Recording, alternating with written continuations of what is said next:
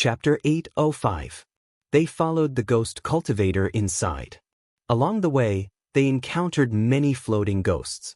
Perhaps it was because the ghost cultivator was leading the way, but the ghosts did not dare to approach them. However, they still stared at the three of them.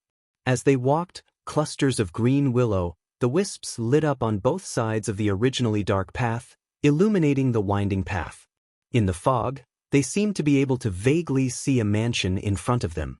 The mansion seemed to be right in front of them, but after walking for some distance, they still could not close the distance. Xianghua, who was following behind Fengjiu, glanced at the floating ghosts. A few familiar faces made his heart tremble. When he looked again, they were all dressed in white. Their hair was disheveled, and some of their white clothes were stained with blood. They floated in the air as if they did not know where to go. He noticed that the ghosts inside seemed to be unable to walk out of this mountain and could only float on it. The ghost cultivator in front of them stopped and pushed open the door of the mansion. A dry and calm voice came from the ghost cultivator's mouth.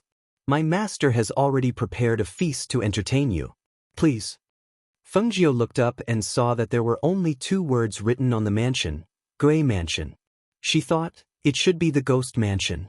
There were 2 stone lions at the door, and 2 red lanterns swaying gently in the night wind were hanging on the left and right of the door. The mahogany door was open, and the light inside was dim. The light was not strong, but it was still visible. When they walked in, they no longer saw ghosts, but ghost cultivators. The ghost cultivators were guarding the mansion like guards. There were men and women, and the women were like ordinary maids in a family. They were carrying things in their hands and walking back and forth, looking very busy. Under the ghost cultivator's lead, they walked all the way until they arrived at a bamboo forest. There was a banquet set up there, and willow, the wisps were embellished in the forest, floating like enlarged fireflies. At the side of the long banquet table, the unconscious Bai Xiao was lying on a chair, and on the main seat was a seductive woman in a sexy red dress. The scant amount of clothing couldn't cover her voluptuous figure. The fabric on her body only vaguely covered her chest and buttocks. Even though the rest of her body was covered by a light veil, she was still nearly naked. Her long legs were crossed and her snow-white slender legs were propped up on another chair. Her entire body was lazily leaning against the chair. Her fingers, which were dyed with black nail polish, were gently twirling the strands of hair that fell over her cheeks and playing with them. The woman was as beautiful as a seductress. The makeup on her face was smoky, which was rarely used by women. This makeup made her look even more seductive and charming. She looked to be about 25 years old, and her figure was extremely mature and voluptuous. Her skin was extremely white, and under the contrast of the red gauze, it was as flawless as white jade. Her entire body was emitting a seductive and dangerous aura. This was a stunningly beautiful woman who was enchanting, charming, and seductive. She was also a dangerous, stunningly beautiful woman. Moreover, this was a stunningly beautiful woman that she couldn't help but admire and praise. Even though she knew that the 2 of them were almost enemies in this situation, she couldn't help but say that the moment she saw this woman, she couldn't bring herself to hate her. It was because she was too beautiful. She was so beautiful that it was pleasing to the eye and made one's heart bloom with joy. Chapter 806. While Fengjiu was sizing up the girl was also sizing up Fengjiu. She liked to wear red and had seen many people wearing red, but there were not many who could bring out the flavor of red. The young man in front of her seemed to be one of them. He had an outstanding appearance and a charming temperament, but he also had an innate noble aura. His words and actions were free and easy, with a trace of laziness and elegance. It had to be said that the first time she saw this young man, she felt that he was quite pleasing to the eye. So pleasing to the eye that she had the urge to make him stay to accompany her. Wanyan Qianhua, what about you? When the ghost cultivator who was waiting at the side saw that she really said his name, he couldn't help but be slightly surprised. He glanced at her and saw that she was looking at the red-clothed young man with interest, so he stood quietly at the side. "My name is Fengjiu." She smiled and walked forward to pull out a chair to sit down. "I originally thought that the owner of this 100 Years Mountain would be a terrible old man. I didn't expect that it would be such a beautiful girl like Big Sister. Seeing Big Sister who is as beautiful as a flower, the anger in my heart has dissipated quite a bit. Your little mouth seems to be smeared with honey. Calling me Big Sister this and Big Sister that makes my heart burst with joy. She lightly covered her red lips and chuckled. Her slender finger pointed and winked coquettishly. She seemed to be angry and smiling at the same time. It was very moving. I rarely call someone Big Sister. Big Sister is the first. Who asked Big Sister to like me? The more I look at you, the more pleasing I find you. I haven't met someone as interesting as you in a long time. She looked at Fengjiu with a smile in her beautiful eyes. Not only is your appearance and temperament outstanding, but you are also more courageous than others. Most importantly, you are to my liking. Xianghua, Du Fan, and the ghost cultivator saw that the two of them were actually familiar with each other and were chatting and laughing. They couldn't help but look at each other in dismay. They were somewhat stunned and also somewhat confused. Why was the situation so different from what they imagined? These two should be meeting for the first time, right? Why did this scene seem like sisters who hadn't seen each other for a long time? They stood at the side and watched the two of them chatting as if there was no one else around. Occasionally, they would chuckle and blend into the scene. No matter how they looked at it, it was quite harmonious. However, that was only the two of them. For the three people standing at the side, they felt that this scene was extremely strange. Because the two people's tempers were originally a little strange, but when these two people with strange tempers met, they hit it off immediately. Oh. In other words, elder sister asked me to come over because she knew that the Qing Feng sword was with me? Fengjiu raised his eyebrows and glanced at Xianghua. It seemed that he must have let it slip to those people. Otherwise, how would they know? That's right. The emerald edge sword was originally an ancient divine sword. It said that it's quite good at killing ghosts. I wonder if that's true? She asked with great interest. Yes, it's true. Fengjiu nodded his head. As he spoke, he had already taken out the Qingfeng sword and placed it on the table, placing it in front of her. Elder sister, do you want to try? Seeing this, Xianghua and Du Fan's hearts suddenly jumped, and their eyes narrowed. She actually handed the Qingfeng sword over just like that? Wasn't she afraid that the woman would take it for herself? Seeing this, the ghost cultivator at the side also glanced at Fengjiu with a strange gaze. Seeing this, the reclining Wanyan Qianhua couldn't help but purse his lips and smile.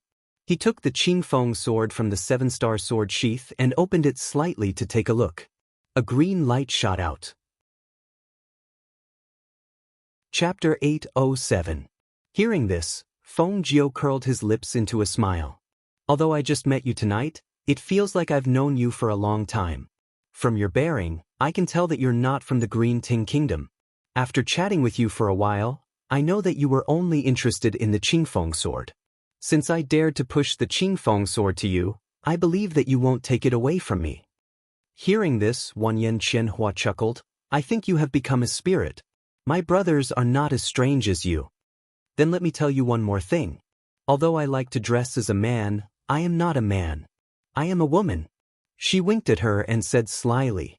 Hearing this, Wanyan Qianhua was stunned. Ah? A woman? Where are your breasts? As he spoke, his gaze fell straight on her flat chest. With a strange expression, he asked, You're so flat? Fengjiu's mouth twitched. She glanced at Xianghua and Du Fan, who lowered their heads in embarrassment. She coughed lightly and said, Of course I can't compare to you, sister. Of course. She covered her red lips and chuckled. She only took out a section of the Qingfeng sword.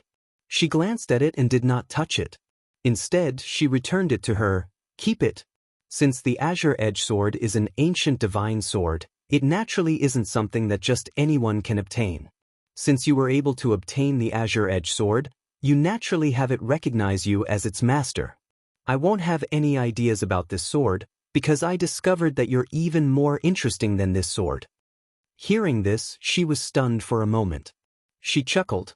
This is the first time someone has compared me with a sword. I don't know if I should cry or laugh. This means that your charm is greater than the ancient divine sword. Of course you should laugh. She sat up straight and poured 2 cups of wine. Today, I have decided that you are my little sister. Seeing this, Fengjiu smiled and raised her cup. Sister, this cup is for you. She raised her head and drank it. Wanyan Qianhua also smiled and raised her cup. After drinking this cup of wine, you will be my Wanyan Qianhua's little sister in the future. She also drank it. Other than Bai Xiao, who was sleeping like a pig and snoring, the sober Xianghua and Du Fan did not know how to describe the scene in front of them. They thought it would be a fierce battle. Who knew that it would become a ceremony in the end? That's right, ninth sister, those 20 people are still being hung. They were the ones who told us that you have the Qingfeng sword in exchange for their lives. I originally wanted to teach them a lesson and not let them die. Since you are here, why don't I leave them to you to deal with them? They're still alive? Xianghua looked at Fengjiu in surprise. Young master at Fengjiu frowned and glanced at Xianghua. Xianghua, don't forget who you are. Do you think I will treat them well? Xianghua's body stiffened. That's right. They betrayed the young master. In order to survive, they told him about the Qingfeng sword. It was already a capital offense. How could he beg his master to save their lives? I have never shown mercy to betrayers. Sister, do what you need to do. She looked at Wanyan Qianhua and said. Chapter 808. 10,000 Ghost Banner? When Fengjiu heard this, he could not help but widen his eyes. Is it that little banner that looks like a small flag and is very powerful just by waving it around? So that's the use of all those ghosts outside? You've heard of it? Wanyan Qianhua looked at her in surprise. Logically speaking, no one should know about this place. I heard that the 10,000 Ghost Banner can summon the wind and rain after collecting the souls of tens of thousands of ghosts, causing the weather to change. In short, it's very powerful. I really didn't expect you to know about it. That's right, it is indeed so. Moreover, the more powerful the ghost, the more powerful it is. As she spoke, her hand moved and a black flag appeared in her hand. She gestured to Fengjiu and then waved the flag in her hand. The ghosts outside flew back one by one and entered her small flag with a whoosh. Fengjiu's heart trembled when he saw this. He saw the white ghosts float in from outside and enter the small flag. The flag did not seem to grow bigger. It was just a small flag, but it surged with a cold and gloomy aura. As the flag danced, the bamboo in the bamboo forest also rustled in the wind. Too powerful. So many ghosts have been sucked in. Her eyes lit up and she said, Big sister, your flag is really a treasure. Hearing this, Wanyan Qianhua smiled and said, If you didn't say treasure, I wouldn't have thought about it. Since I've already recognized you as my little sister, how could I not give you a greeting gift? She raised her hand and put away the flag. Then she searched her body and finally took out a pendant from somewhere. Come a bit closer. She waved her hand. Fengjiu stood up and walked forward. When he arrived in front of her, he saw that she tied the pendant around her waist. She looked at it and saw that it was a very exquisite pendant. It was decorated with a few jade beads. Below it was a small purple bell and a small gourd. The gourd looked like it was made of wood, but it was very exquisitely carved. It was very small and there seemed to be an indecipherable pattern on it. Big sister, what kind of pattern is on this gourd? She asked curiously. Don't look down on these two things. These two things are both treasures. In the future, when you go out, if you meet any evil creatures, even if you can't see them, the little bell at your waist will ring to warn you.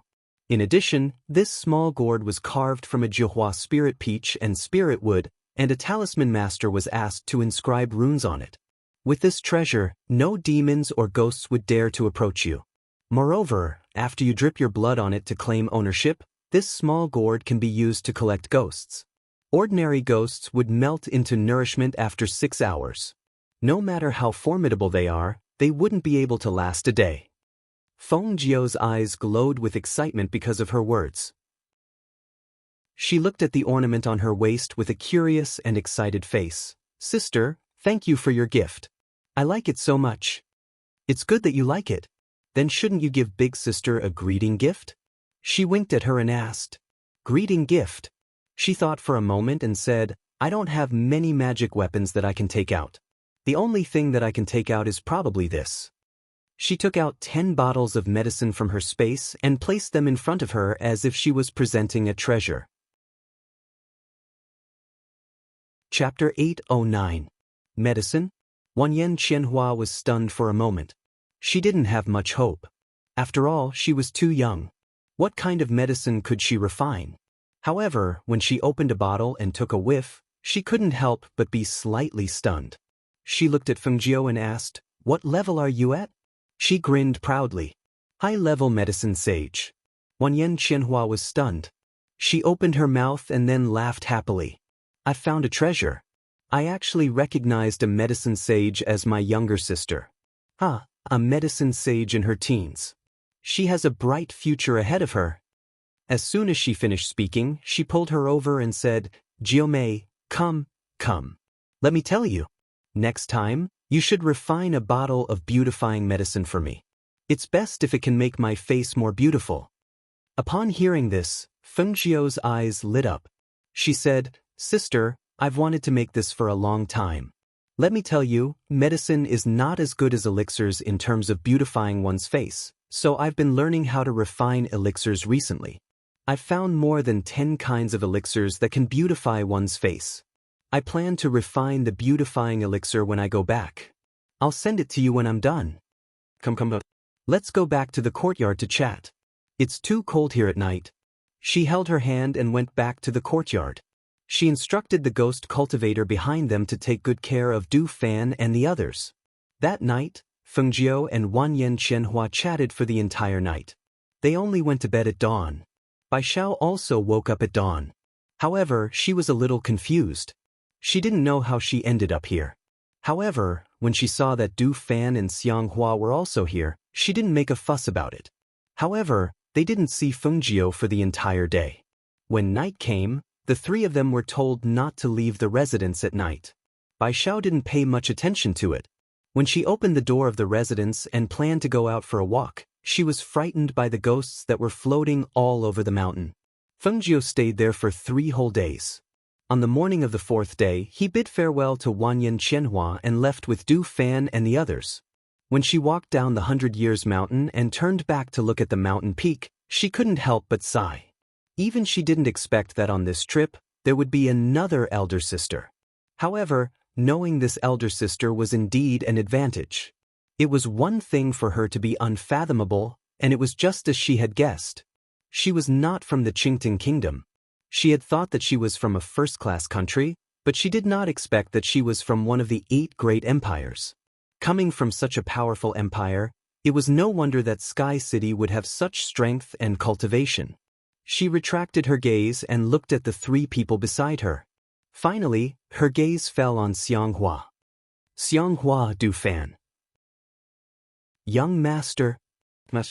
The 2 of them took a step forward and responded. "Xiang Hua, those people in the Tianyuan Palace are all dead. You're the only one left.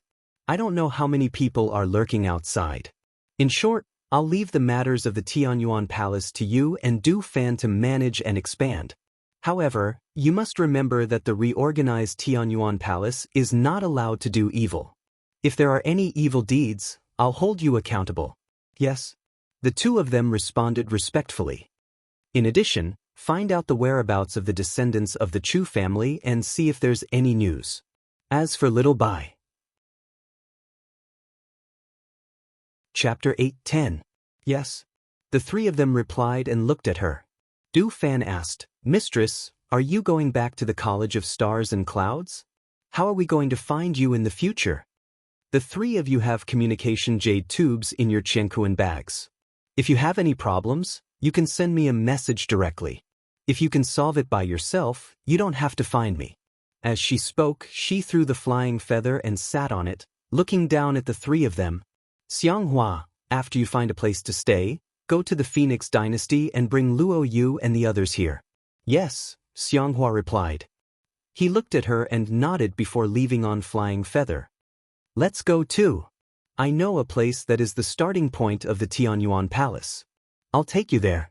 Du Fan looked at the 2 of them and said. The 2 of them nodded and left with him. This matter was quietly resolved. The Tianyuan Palace, which had been in an uproar recently, seemed to have disappeared again, gradually fading out of everyone's sight. No one knew that the Tianyuan Palace was like a new tree bud, growing new branches and leaves, waiting for the right time to strike. A few days later, Fengjiu returned to the sect and went straight to the main peak. "Dean, Vice Dean, the matter has been resolved." She sat down at the table where the two of them were sitting and poured a cup of water for herself. Seeing her leisurely without the slightest hint of fatigue, the two of them looked at each other and said in surprise, "We received news that the people from the Tianyuan Palace went to the 100 Years Mountain and didn't come out. You also went to that place?" "The 100 Years Mountain. I went in." She nodded, then lowered her voice and said, "However, it's best not to go there. Especially the students of the school, don't go in out of curiosity. Otherwise, you won't be able to come out." "Is there really something strange about that place?" the Vice Dean asked. Fengjiu looked at him and smiled. "Vice Dean, I'm sure that even if you went in, if the owner of that place didn't let you go, you wouldn't be able to come out. However, don't ask me about this matter. I promised that I wouldn't say anything." She waved her hand and stood up after drinking 2 cups of tea. "I'll go back and rest first. I'm exhausted." When the two of them saw this, they couldn't help but draw a few black lines across their foreheads. Looking at her energetic appearance, where did she look tired? However, he didn't ask her to stay any longer. Instead, he watched her leave. After returning to her abode, Fengjiu took a bath and changed into the academy's uniform. Instead of resting, she began to research the face-nourishing pill. This research lasted for several days. As she began her trial, the cauldron would explode from time to time. The commotion was so great that even the 2 alchemists on Pill Peak were alarmed. The 2 of them personally came to see what was going on. Why would Fengjiu's alchemy furnace always explode? Coincidentally, she bumped into him, who had just returned from changing his pill furnace. "Fengjiu, is there something wrong with you? How could a good alchemy furnace explode in just a few days? Was there something wrong with the technique? Do you need us to give you some pointers?" When she heard this, her eyes lit up. She immediately pulled the 2 of them. "Perfect, perfect. Instructor, I'm refining a face-nourishing pill. Come in and help me see where I went wrong. I've already wasted several cauldrons of pills." What? Face-nourishing pill? The 2 of them were stunned. What kind of pill was a face-nourishing pill? They hadn't refined it before. Just as they were about to speak, Fengjiu half pushed, half pulled them into his abode and into his alchemy room. Chapter 8:11. You prodigal son." The 2 of them glared and cursed. With a pained expression, they went forward to pick up the spirit medicine, then put it down. Looking at the dregs of the spirit medicine on the ground and the smell of burnt spirit medicine still lingered in the air, they looked even more pained. These are all worth thousands of gold coins. The academy also needs a lot of contribution points to exchange for them, but you actually used so many precious spirit medicines to refine some face-nourishing pill? This is simply a prodigal son, too prodigal. Fengjiu was a little stunned. Seeing the 2's pained expressions, as if they couldn't wait to take away the spirit medicines on the table, she couldn't help but smile. "Instructor, that's because you don't know the benefits of my face-nourishing pill." She walked forward and explained to the 2 with a smile. "My face-nourishing pill is specially refined for women. After the pill is formed, it has the effect of beautifying and brightening the skin, restoring a woman's appearance to its most beautiful state. Even if there are scars on the face, it can be healed. Therefore, this pill can be called a face-nourishing pill, but it can also be called a face-nourishing pill. It can preserve a woman's youth and beauty forever. It is a good thing that is hard to come by." She spoke excitedly, but the 2 alchemists' faces darkened. They shook their heads and sighed, then advised in a meaningful tone, "Fengjiu, you are a good child, a good youth with a bright future. You are the hope of our academy. You must remember that you are a man. We men shouldn't play with those women's toys. Things like this face-nourishing pill, we men shouldn't make them. It's the same as the rouge on a woman's face. It has nothing to do with men." Hearing this, Fengjiu held back her laughter with great difficulty. She originally wanted to say something, but seeing that the two alchemists' faces didn't look too good, and remembering that they didn't know her identity as a woman, she said with a serious face, "Yes, instructor is right, I will remember. Instructor, don't worry, I will definitely not disappoint you. I will definitely bring glory to our academy so that the other academies won't dare to look down on us." Good, good, good, good, good. When the two of them heard this, they immediately became excited and smiled. "We knew that you were a good kid with ambition. Not bad, not bad." They nodded, looking at him as if he were their own child. One of them said, "Look, you went out a while ago. You must have suffered a lot. You've lost a lot of weight, and when you got back, you buried your head in pill concocting. You look so wan and sallow. I have a piece of meat Lingji. Take it and have the ovens cook it for you. It'll be good for your body. I still have the spirit ginseng from the Ji Lao mountain. It's aged. Look at how haggard you are. Come, come, come, take it. You can eat it tomorrow. Just cut a few slices at a time. You can't eat too much. That's right, that's right. You should properly nourish yourself. Normally, we didn't have the chance to come and see you. We only cared about refining pills by ourselves. Fortunately, you're an obedient child with outstanding talent. You even know how to study by yourself. That's why we didn't delay your progress. Chapter 8:12. Good, good. We believe that you won't disappoint us. As the two spoke, they took a sip and realized that it was wine. The moment it entered their mouths, the rich spiritual energy spread out. They couldn't help but praise, "Good wine. Since there's no more tea, I'll pour wine for you too. Since you like it, you should drink a few more cups." She smiled as she poured wine for them. The two listened happily and drank happily. Unknowingly, they drank too much. By the time they left, their steps were unsteady. After sending the two of them off, she kept the meat Lingji mushroom and old ginseng that the two of them had given her and returned to the pill refining room to study her beauty-nourishing pill. When she was engrossed in one thing, she would be completely focused on it and would not be able to divert her attention to anything else. This study took her a few months. In the past few months, there was a faint sound of thunder on top of Elixir Peak, but it seemed to be dispersing. Sometimes, the sound of an exploding elixir furnace could be heard echoing on Elixir Peak. In the past few months, even Guan Shilin and Yi Jing could not see her. She seemed to be wasting her time on the beauty pill. However, at this time, there was still half a month before the new year. The students of each courtyard were preparing to go home. However, Fengjiu was still in seclusion on Dan Peak, on the main peak. I heard that she's been in seclusion for a few months. Has she not come out yet? The dean looked at the vice dean and asked. No, I've gone to check on her a few times. Only the three beasts are guarding outside. I haven't even seen her shadow. Last month, when young Master Emochin came back, he went to look for her. He didn't see her either. As the vice dean spoke, he recalled the expression on Emochen's face when he received the clothes from Fengjiu. His thoughts drifted away. He paused for a moment. Seeing that there was no one else around, he looked at the dean and asked, Dean, what do you think young Master Emochin is doing? I don't know either. The dean shook his head and said, young people like him should deal with their own matters. We can't interfere. That's true. However, I'm afraid that this Emochin will fall into the hands of Fengjiu in the future. The hardest thing for a man is love.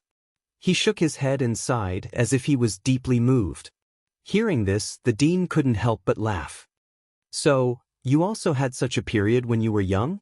Why didn't you mention it? Don't mention it, don't mention it. He waved his hand and said, I just remembered that I have something to do, so I'll take my leave first. He didn't wait for a response and quickly left. However, before he could walk out of the courtyard, he heard a loud rumble in the sky, shaking the entire mountain gate. He was shocked and hurriedly held the gate and shouted, What's going on? What was that sound? Could it be thunder from the alchemy institution again? The dean also walked out. At this moment, a student quickly ran in and reporting to the dean, vice dean, it's thunder from the main peak of the alchemy institution. I saw lightning and thunder striking down together. It's very powerful. The entire mountain is shaking. Some students have already rushed over to see what's going on. Hearing this, the dean shook his head and smiled. I knew it had something to do with the alchemy institution. The only person in the alchemy institution who could cause such a huge commotion is probably Fengjiu. I just don't know what she's doing. Why would she attract such a huge lightning strike? Chapter 8:13. The two of them looked at each other and saw the shock in each other's eyes. In the next moment, they quickly rushed towards Pill Peak. At this moment, 2 more bolts of lightning struck down from the sky. 3 bolts in a row, rumbling loudly. A pill that could attract lightning had to be at least a level 5 pill. She had only been in contact with pills for a year. Could it be that she could actually refine a level 5 pill? When they thought of this possibility, waves of shock surged in their hearts. If that was really the case, her talent was too shocking.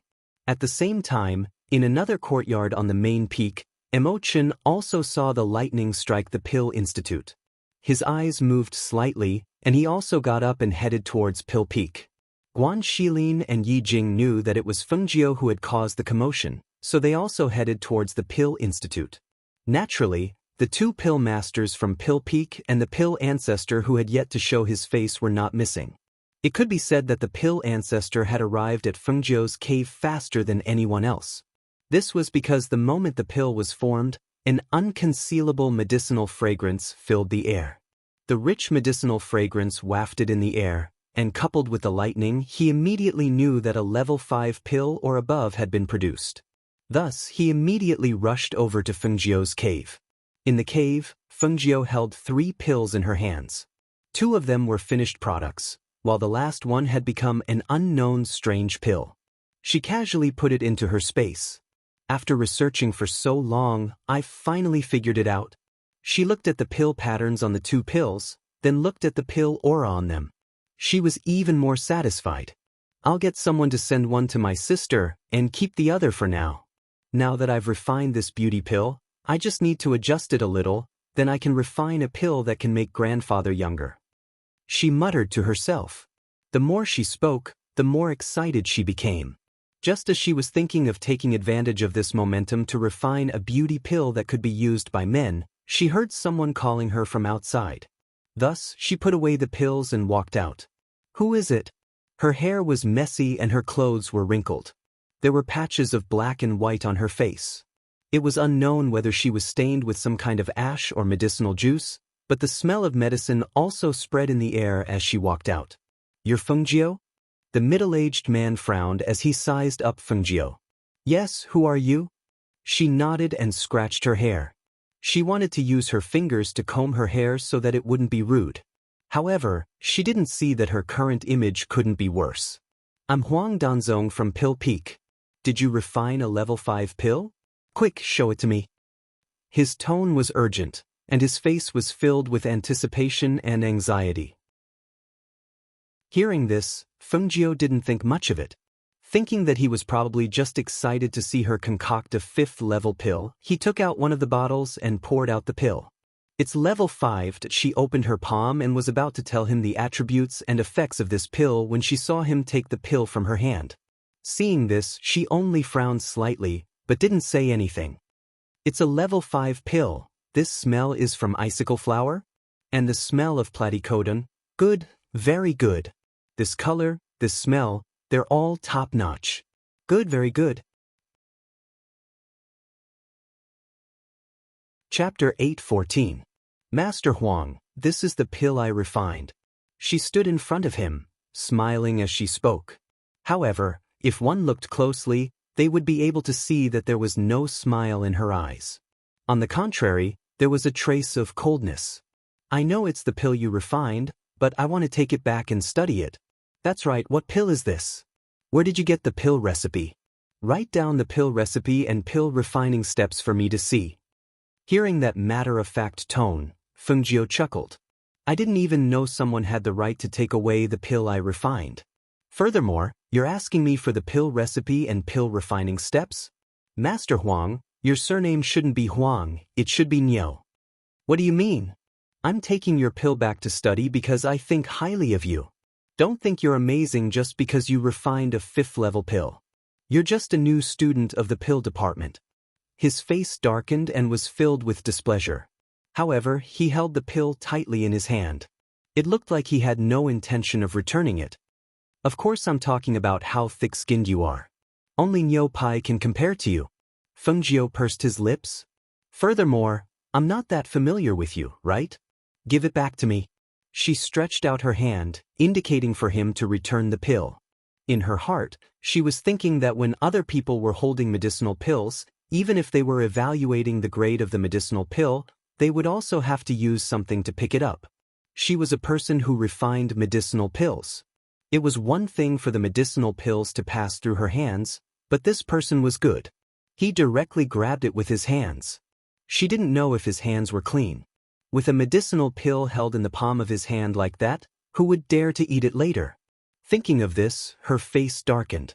She had spent so much effort refining something, but it was dirted by someone. He even wanted to snatch it away? Hee, how interesting. Return what? Didn't you hear me say that I'm taking it back to study? Can't you hear me or what? As the pill department's master alchemist, could it be that I can't take a pill from you? You're too presumptuous. Who taught you how to refine pills?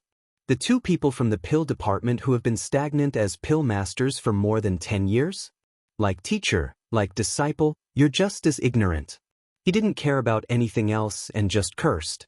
With a flick of his sleeve, he directly walked past Feng Jiu and was about to leave. The dean and the others, who had just arrived, happened to hear these words. Their expressions were extremely ugly, especially Guan Shilin. As her elder brother, he couldn't help but clench his fists when he saw that someone dared to bully his sister, snatch her things, and even boast so shamelessly. He just wanted to rush up and teach this person a lesson. However, he had already passed the age of impulsiveness, and he knew to think twice before he acted. Not only him, but there were also the 2 alchemists from the alchemy department, as well as the dean and vice dean, as well as the students who had been attracted by the 3 bolts of heavenly lightning. Thus, he really couldn't teach anyone a lesson in this situation. However, if the dean and the vice dean didn't handle this matter well, he didn't mind teaching Huang Danzong a lesson afterwards. At this moment, the faces of the 2 instructors from the Academy of Alchemy were slightly pale. They looked embarrassed, ashamed, and angry. They were really sad to be treated like this by someone they respected. Chapter 8:15. Dean, I didn't take his pill. I just want to take it back and study it. His face was dark. Being yelled at by the dean in front of so many people, he felt a little embarrassed. What do you mean study it? That's Feng Jiu's pill. Did she allow it? She didn't allow you to take it from her. Huang Danzong, don't forget that you're a grandmaster. A grandmaster should act like a grandmaster. The dean shouted in a deep voice. His face was also very ugly. He didn't expect to see such a shameful thing when he came here. If he didn't come out, he wouldn't have known that such a thing would happen under his watch.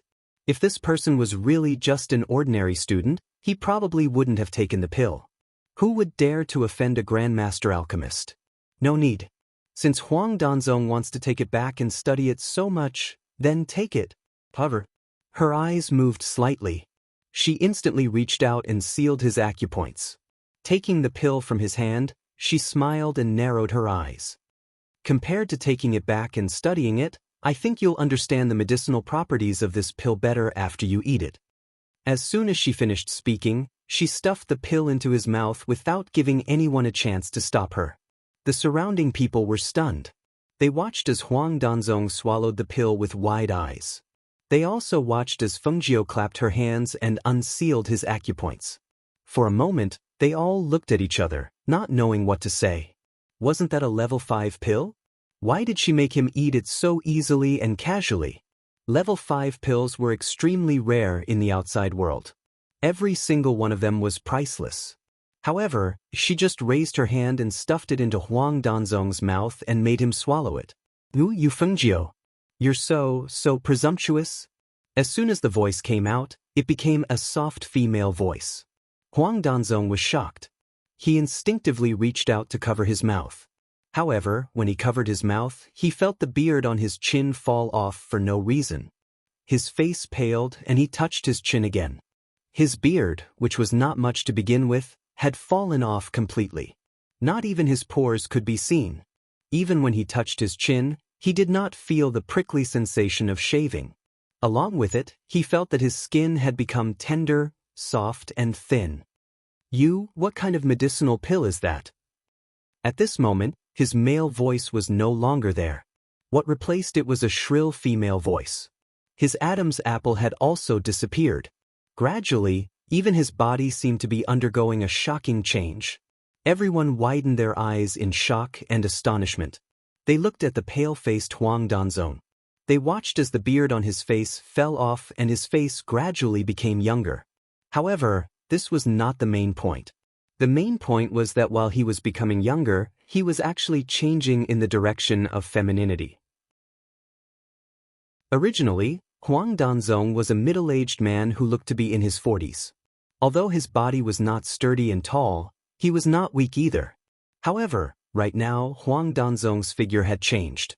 His waist had become a woman's slender waist, and his chest had bulged suspiciously, forming a woman's figure.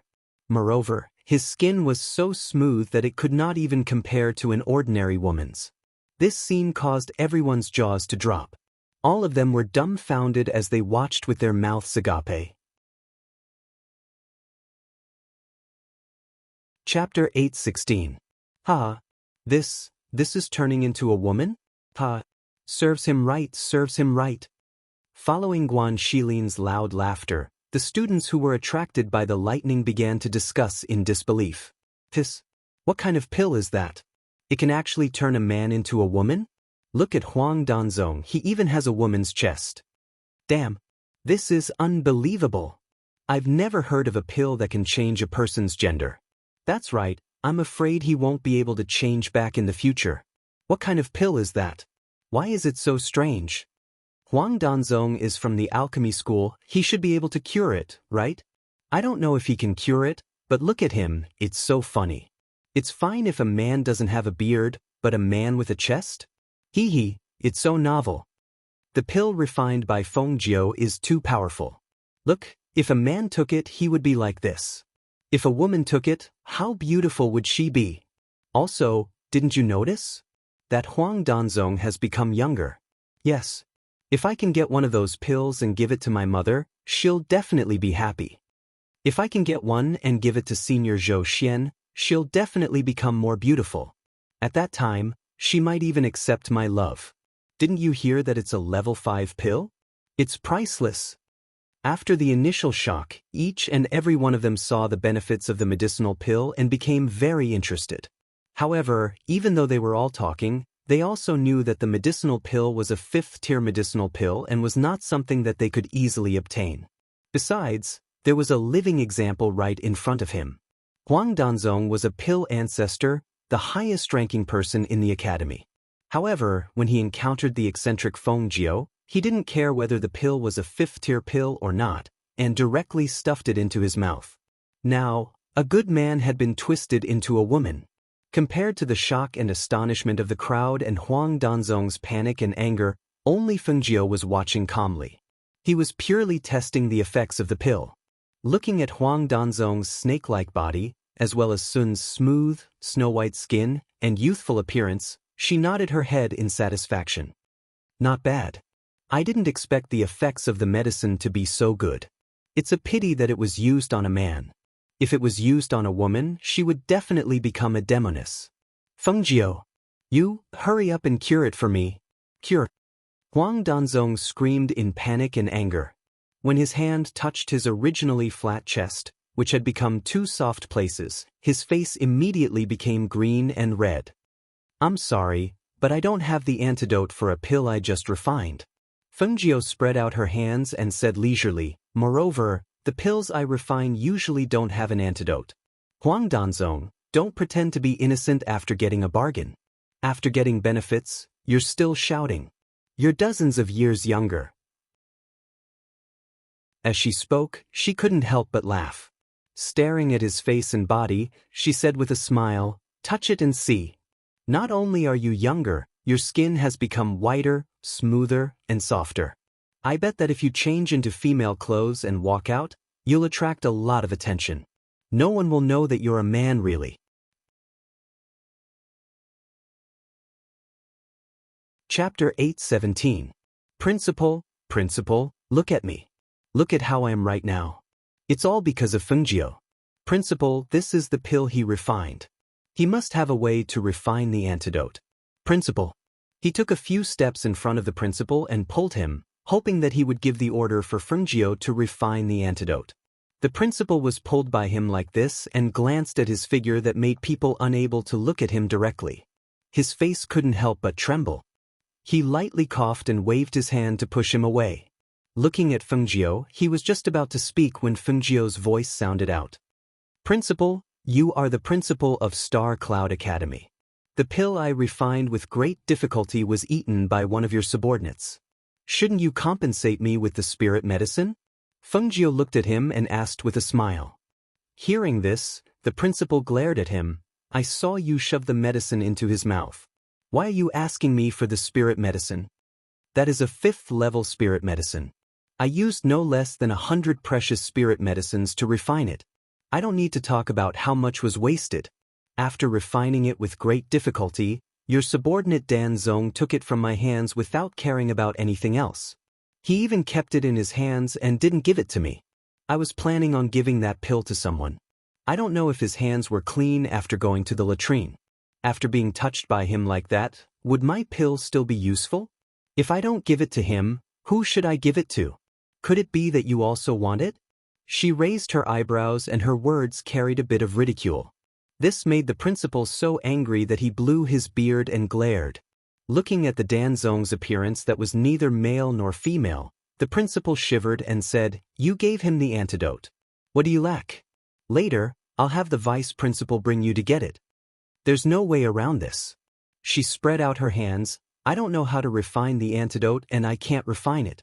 It's better to let Huang Danzong research it himself and then refine the antidote. In any case, he is very interested in that pill. This is perfect. He can personally experience it. No one knows the effects of this beauty-nourishing pill better than him. Fengjiu, you're not afraid of being expelled from the academy. At this moment, Huang Danzong's heart finally started to panic. He looked at Fengjiu's expression. It seemed that Fengjiu really wasn't willing to refine the antidote for him. Should he refine the antidote himself? Could he refine it? He didn't have the confidence to do so. Hearing his words, Fengjiu's eyes turned cold and he sneered. Dean, other than compensating me for the elixirs, I also hope that you can give me an explanation. A dignified pill ancestor stole my elixirs. If I don't punish you, how can I refine elixirs here in the future? Will there be another person who will appear next time and take away the medicinal pills that I have painstakingly refined? When the surrounding students heard this, they all began to whisper and point at Huang Danzong. Their words were filled with disdain. Seeing this, the principal took a deep breath and said, Huang Danzong, your actions today are indeed unethical. Logically speaking, you should be expelled from the academy. However, seeing that you have contributed a lot to the academy over the years, I will remove you from your position in charge of the pill department and punish you to face the wall for 3 years. You must research the antidote for yourself and you are not allowed to leave the academy. Principal, that he felt as if the sky had collapsed in an instant and he fell limply to the ground. If he had known, he wouldn't have been so greedy. Chapter 8:18. Since when did I cause trouble? It was clearly him who provoked me. She curled her lips and looked towards the Vice Academy head. Vice Academy head, shall we go get the herbs now? The Vice Academy head glanced at the principal. Seeing him nod, he said to her, Let's go. Seeing this, everyone's gazes fell on Huang Danzong, who was sitting on the ground. After sizing him up, they all pursed their lips and smiled as they left. The principal looked at the changed Huang Danzong and sighed, What do you want me to say about you? There are so many people in the academy, yet you chose to provoke her? Hurry up and go back and think of a way to remedy this. With your current appearance, it's best if you don't walk around too much. Really, he couldn't continue speaking. If it was someone who didn't know, it wouldn't have been so bad. After changing his clothes, he really did look like a woman. However, those who were familiar with him only felt awkward and speechless when they saw Huang Danzong like this. If he looked at him too much, his eyes wouldn't be able to take it. He really didn't know what to say. The principal shook his head and left with a flick of his sleeves. Only Guan Xilin and Yi Jing were left behind, as well as the dazed Huang Danzong who didn't know what to do. On the other side, the Vice Academy head, who had brought Fengjiu to get the herbs, returned to the main peak after an hour. He couldn't help but wipe his sweat when he saw the principal. "You're back so soon? Fengjiu's herbs have all been picked?" The principal was playing chess with Mo Chen and asked when he saw him return. The Vice Academy head looked at him and opened his mouth, but didn't know what to say. "What's wrong? If you have something to say, say it. Don't hesitate." The principal looked at the Vice Academy head's expression with amusement. He placed a chess piece and said to Mo Chen, "It's your turn." Seeing this, the Vice Academy head hesitated for a moment, then pulled out a piece of paper from his sleeve and handed it over. This is the list of herbs she took." The principal glanced at him and took a look. He couldn't help but stare. This bandit. So many aged herbs, and she even took 2 sets of all of them? Why doesn't she just rob someone? With a pained look on his face, he clutched the paper filled with the names of spiritual herbs tightly in his hand. He cursed in his heart. This wastrel, if she were to come a few more times, all the precious spiritual herbs in the academy would be taken away by her. When Mo Chen saw this, he reached out 2 fingers to take the piece of paper and glanced at it calmly. His voice was neither fast nor slow as he said in a gentle voice, "She really knows how to pick things. With so many spiritual herbs, I reckon that she has already taken back the pill with interest. I knew it. Nothing good will come out of meeting her." The dean shook his head and took a sip of tea to calm himself down. "Dean, that Huang Danzong just let him do that?" the deputy director asked, but his eyes were fixed on Mo Chen. He was also an alchemist, and a rather high-ranked one at that. Perhaps he might be able to cure the effects of the pill, but it would not be easy to ask him for help. He brought this upon himself, so let him bear it. Don't worry about him for now. He's a pill master himself, and a great master at that. If he can't cure the effects of that pill, then we can only let him stay like that forever. Thinking about how he had lost so many precious spiritual herbs because of him, the principal felt a pang of pain. He naturally didn't have a good impression of Huang Danzong and didn't want to care if he lived in that body of a woman. Chapter 8:19. Seeing this, the vice headmaster sighed inwardly and could only stop mentioning it. In the following time, Fengjiu did not pack up and prepare to go home like the others. Instead, she once again immersed herself in refining pills. First, she refined 2 face-nourishing pills. Then she researched and refined a type of pill that could restore a man's youthful vigor. She named the pill for women the face-nourishing pill, and the pill for men the face-building pill. These 2 types of pills, from the selection of ingredients to the refinement process, were all based on their attributes. Therefore, if one ate the wrong one, the effects would naturally be the same as Huang Danzong's.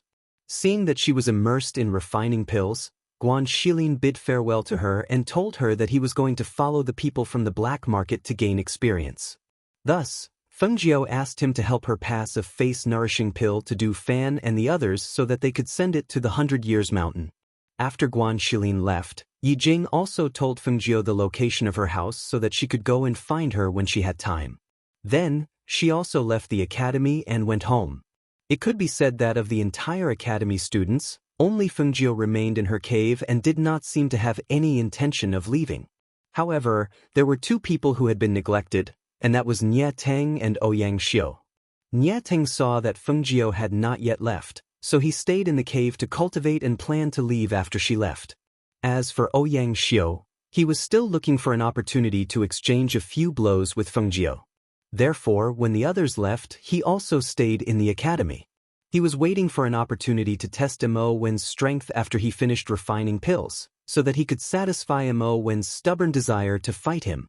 On this day, Mo Chen, who was dressed in white, came to her cave and sat down at the stone table under the tree. His deep, bottomless gaze looked at the cave, where there was faint movement. His expression changed slightly, and no one knew what he was thinking. He sat there quietly, and his thoughts seemed to have drifted far away. The three beasts at the side weren't sitting down.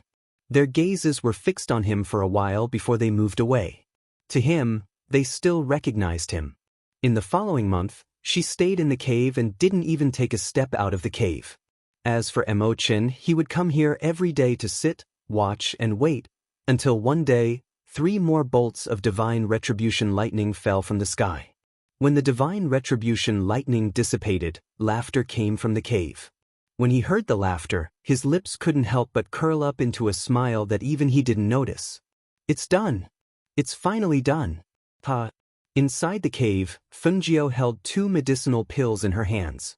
These were young attribute face establishing pills. When her grandfather got married, she wanted to refine them for him, but she didn't expect that it would take her until now to refine them. After her excitement, she put away the pills.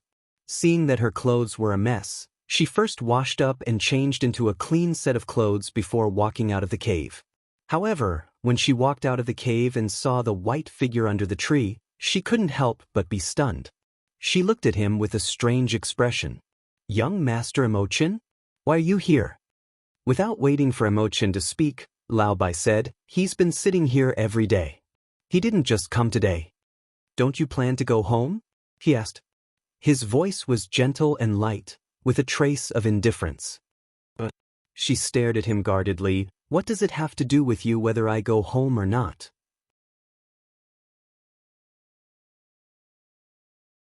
Chapter 8:20. I don't want it. She rejected him without even thinking, and it was a straightforward rejection. Perhaps because he did not expect her to reject him so straightforwardly, Emochin was stunned for a moment. For a moment, he did not know what to say, and just looked at her quietly. Seeing this, Fungio sighed, adjusted his expression, and asked seriously, "Young Master Emochin, just say it. What do you want to do? Don't tell me you don't have a goal. I remember last time you looked at me with disdain. Why have you been appearing here all this time? What do you want to do?" What did he want to do? He was slightly stunned, and then revealed a smile. This smile gradually became warm, but in the end, this smile made Fungio feel a bit cold. "I just want to see what kind of person the Star of the Phoenix is." Star of the Phoenix? What does that mean? This sentence that came out of nowhere made her feel a bit confused. When the Star of the Phoenix appears, a different soul will enter the world. It will come from beyond the heavens, break through the 8 extremes of the way of the heavens, and become the master of the world. He looked at her, and did not miss the strange look that flashed through her eyes. He slowly said, "These are the words of my teacher, Elder Tianji. And looking for you is my goal in coming here." Fungio was stunned and said, "What master of the world? I have never thought of becoming the master of the world. Also, what does this have to do with you looking for me?" He was right when he said that a different soul would enter the world, but how did he know it was her? Also, even if that was the case, she had nothing to do with him. Hearing this, his eyes darkened, and his eyes were as deep as the sea. He silently looked at her, and after a long time, he turned and left. Seeing him turn and leave, Fungio muttered, "Strange. It was strange in the first place. Even if she was that person, it had nothing to do with him, right? Also, this person seemed to like to say things halfway, and it was hard to know what he wanted to say." "Master, I think he has bad intentions towards you," Lao Bai said from the side. Fungio rolled her eyes. "If he had bad intentions, he wouldn't have saved me. Speaking of which, although this person is a bit strange, he has saved me twice. Also, his strength seems to be quite high." She touched her chin and asked, "Do you think his cultivation is higher than Uncle's?" "No." The 2 beasts spoke in unison, almost without thinking. They answered in unison. Fungio raised her eyebrows. "Why?" "That Yama King's aura is too strong. Just a look from him and we don't dare to speak. Although this one is also unfathomable, he doesn't have as much dominance and pressure as Yama King. Naturally, he isn't as strong as Yama King." Pooh. As soon as she heard the 2 beasts call Xianyuan Mo's the King of Hell, she couldn't help but burst into laughter. Sigh. We have been here for a year, and I haven't seen him for a year. I wonder how he is? She murmured softly, and looked at the sky in the distance. She really missed him. 10 years, 10 years. She would not wait for 10 years to find him. Once she had settled the matters here, she would go to the 8 great empires to take a look. However, compared to that, she had more important things to deal with now. She had asked the people in the black market to find out about her mother. After such a long time, there should be some progress, right?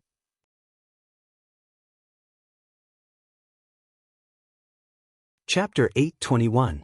She planned to go out, so she returned to the cave to change out of her school uniform and put on her red robes.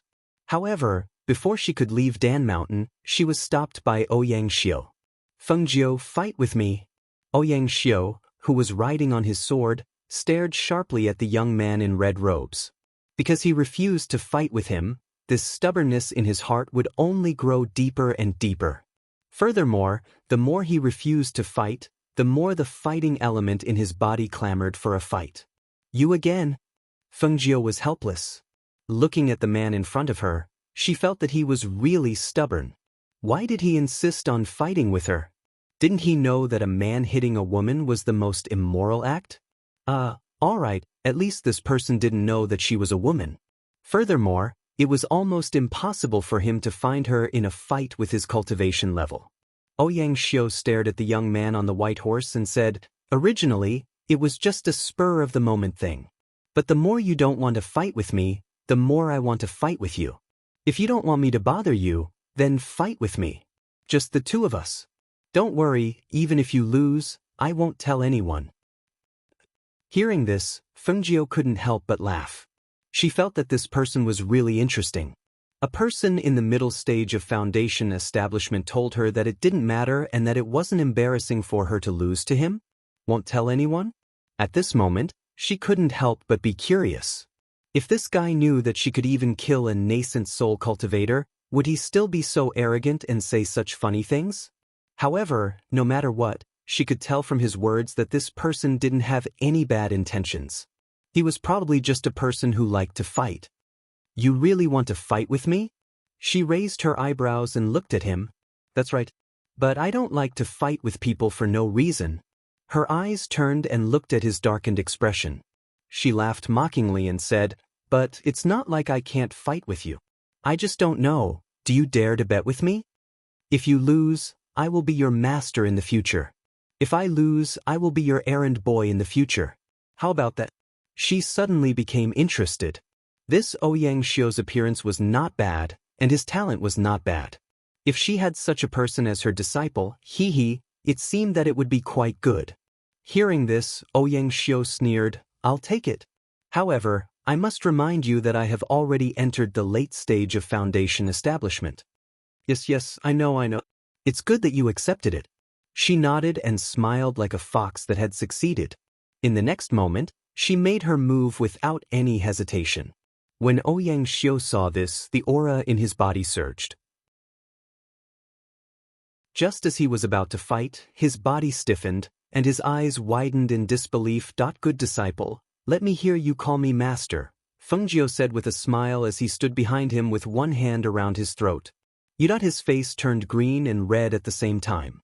He didn't expect that he wouldn't even be able to block a single attack from him. Looking at the young man who had retreated from his side and was staring at him with a smile that wasn't a smile, he gritted his teeth. "Master." "Ah, good disciple." Fengjiu smiled and narrowed his eyes. He looked at the person who was embarrassed and ran away. He laughed all the way to the side gate of the academy. "What's wrong?" Seeing the guards in front of them, she asked and pulled Lao Bai over to take a look.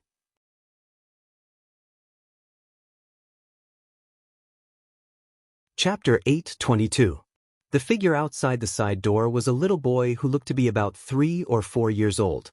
He was wearing a fitted black robe, a pair of boots of the same color, and a jade pendant tassel hanging from his waist. The little boy had his hands clasped behind his back, looking like a little adult. He seemed to be annoyed at being stopped, as he stood there with his brows slightly furrowed.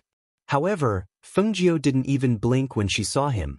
This little boy's excessively exquisite features were actually a miniature version of Xianyuan Mo's. His aura, in particular, was somewhat similar. However, he was still a child of 3 or 4 years old, so his aura was clearly lacking. Seeing this child, several thoughts flashed through her mind. Was this his younger brother? That's impossible, right? Younger brothers shouldn't look so similar. With such similar features, even the way they frowned was the same. They were clearly father and son. Illegitimate son. Could this child be Xianyuan Hei's illegitimate son? As soon as this thought appeared, she instantly felt unwell. When Fengjiu appeared, the little boy had obviously noticed her. His eyes flashed with an indescribable light as he stared at her, then looked away, as if he was somewhat embarrassed. Ninth young master. Hui Lang, who was standing behind the little boy, immediately shouted happily when he saw her. He said to the guard, "Quickly move aside, move aside. I'm looking for her, looking for her." Seeing this, the guard retreated to the side, but his eyes were still sizing them up from time to time. Fengjiu had already seen Hui Lang a while ago. However, when she saw that the little boy's features were so similar to Xianyuan Mo's, she immediately became unhappy. Don't tell her what brothers were. No matter how similar brothers were, they wouldn't look so similar. Ninth young master, I haven't seen you for more than a year. I've really missed you to death. Hui Lang excitedly came in front of her. However, as soon as he said this, he felt 2 cold gazes fall on him from behind. He couldn't help but stiffen, then smiled embarrassedly. Actually, my master also missed you. Come with me. She hooked her finger, indicating for him to come to the side. Hui Lang responded and turned to look at the child. Then he followed her to the side and asked with a smile, "Ninth young master, actually, I'm here this time." That before he could finish his words, he was interrupted. Your master's illegitimate son? She glanced at the little boy from the corner of her eyes. The more she looked at him, the more she felt that he looked exactly like Xianyuan Mo's. Oh, what? Hui Lang widened his eyes in astonishment. Master's illegitimate child? How is that possible? Why would she think that? On the other side, the little boy who was looking away but was listening to their conversation tensed up when he heard this. The corner of his mouth twitched imperceptibly. Fengjiu crossed his arms and snorted coldly. Isn't that the case? Don't tell me that he's your master's younger brother. Your master is almost 30 years old. It's not impossible for him to have an illegitimate child. Don't you think so? Hearing her sarcastic words, Hui Lang smiled embarrassedly and said, Well, ninth young master, this really isn't my master's illegitimate child. My master is a virgin.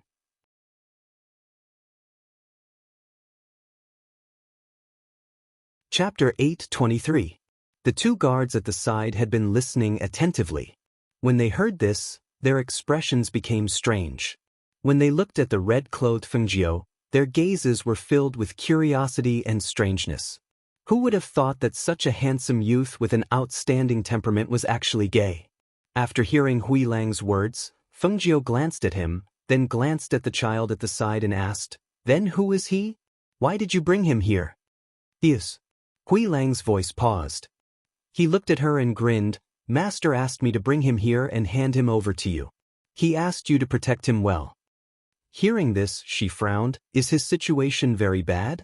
It's been more than a year, and his troubles still haven't been resolved? How could it be so easy?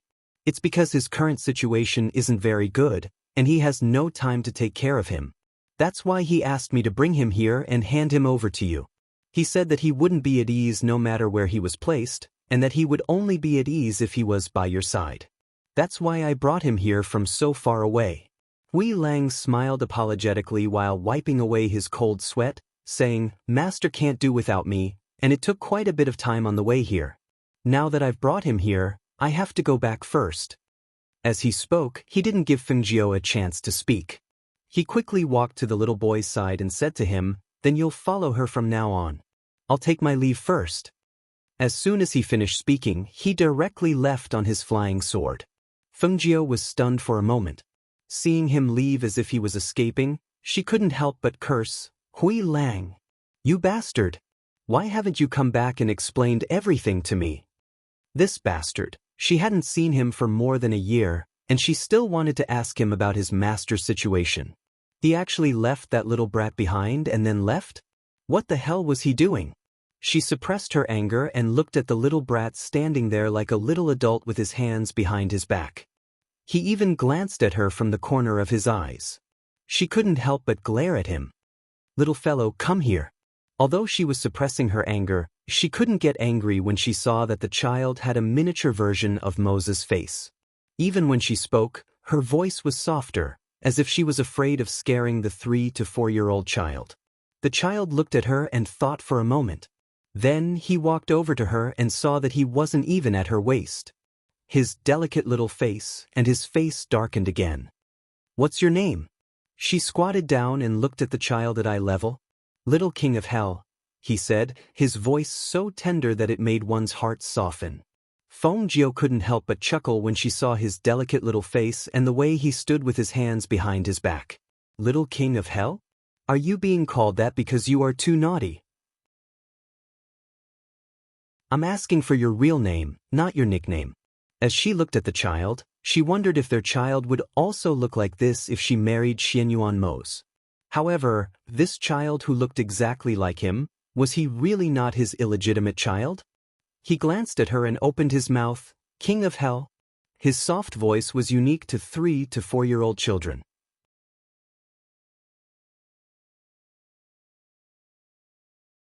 Chapter 8:24. He nodded. Looking at her, a suspicious blush appeared on his delicate little face.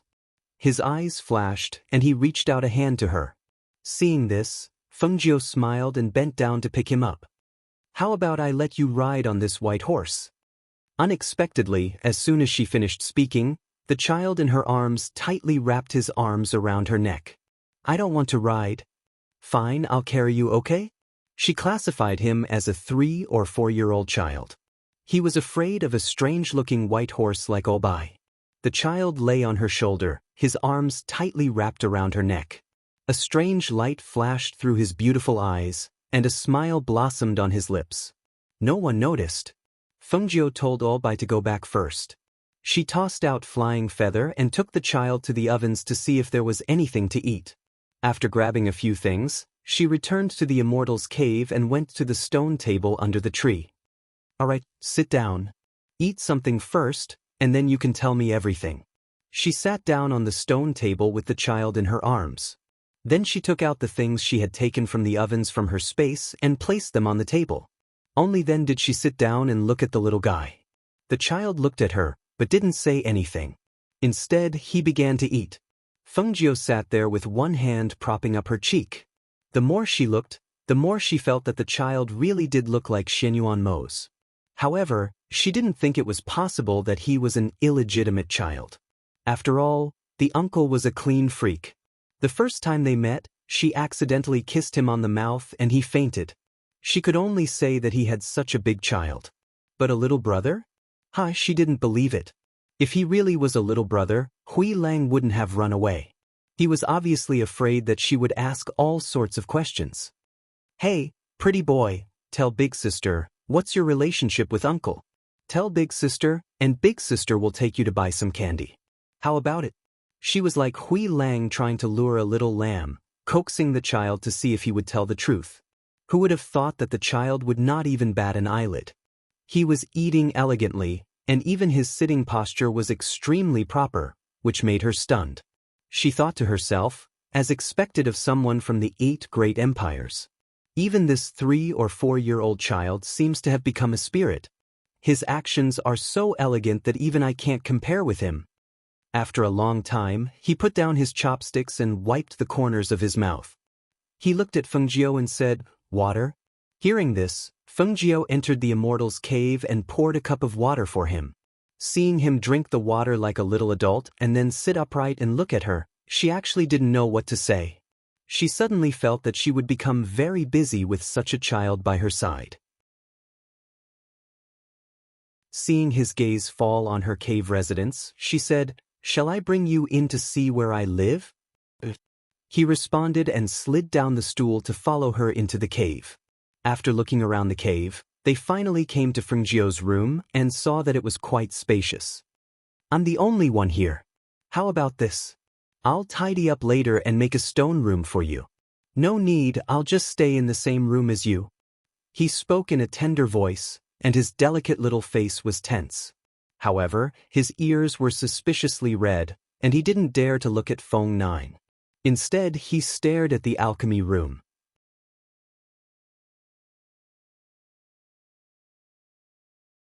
Chapter 8:25. There's only one bed in my room. I'm small, I can't take up much space. His expression didn't change as he spoke. He walked around the room with his hands behind his back and said, "In the future, you have to take me with you wherever you go." Fengjiu stared at him, somewhat confused. Just as she was about to ask him something, she heard a voice from outside. Fengjiu, the dean wants you to go to the main peak." She walked out and saw that it was one of the dean's people. She nodded and said, "I understand, I'll go over in a bit." Seeing that person leave, she turned around and said to the little boy behind her, "I'm going out for a bit." Yet before she could finish, she was interrupted. "I'll go with you." As she spoke, a small hand tugged at the corner of her robe. Seeing the little boy tugging at her robe, Fengjiu smiled helplessly and said, all right, let's go together. Anyway, I really need to report to the dean that I have you tagging along." Thus, she brought him to the main peak on the flying feather. When she arrived at the dean's courtyard, she noticed that other than the dean and the vice dean, Imochen was also there. When the three of them saw her, their gazes simultaneously fell on the 3 or 4-year-old child beside her. Where did this child come from? The dean asked, his gaze sizing up the delicate little boy. He couldn't see anything special about him. He only knew that this child's appearance was outstanding, and at such a young age, he already had an extraordinary aura. Just by standing there, he gave off a sharp and intimidating aura, like a sharp blade waiting to be drawn. When the little boy came here, he didn't show any fear, not even stage fright. He stood with his hands behind his back like a little adult, puffing out his chest and looking at them with his chin slightly raised. Oh no! His gaze only swept past the dean and the vice dean before landing on the white-clothed Imochen, sizing him up and probing him. Imochen also felt the child's deep and sharp gaze that didn't seem like a child's had been sizing him up ever since he came in. When he saw this, he was slightly surprised in his heart and also sized him up. However, he discovered that he couldn't see through this child. He was clearly a little boy of 3 or 4 years old, but he had a pressure and noble aura that made one's heart tremble. He clearly had the appearance of a child, but the cold light that shot out from his eyes made one not dare to underestimate him. Then, this little boy's exquisite features really reached the pinnacle. Even in the royal family, it was rare to see such an outstanding little boy. "Dean Vice Dean, this is Ling Mohan's son." She changed the topic and directly said Uncle's son. "Mohan? You even know him?" Hearing this name that hadn't been mentioned for a long time, the dean and vice dean were slightly surprised. "Yes, we've met a few times." She smiled and nodded. He sent someone over, saying that he had something to do and couldn't leave. He could only send his son over for me to take care of him. Moreover, he used to be a teacher here, so he felt that the dean and the vice dean wouldn't mind. The little boy standing beside Fengjiu's eyes moved slightly. He raised his head and glanced at her, then stood there quietly, not saying a word.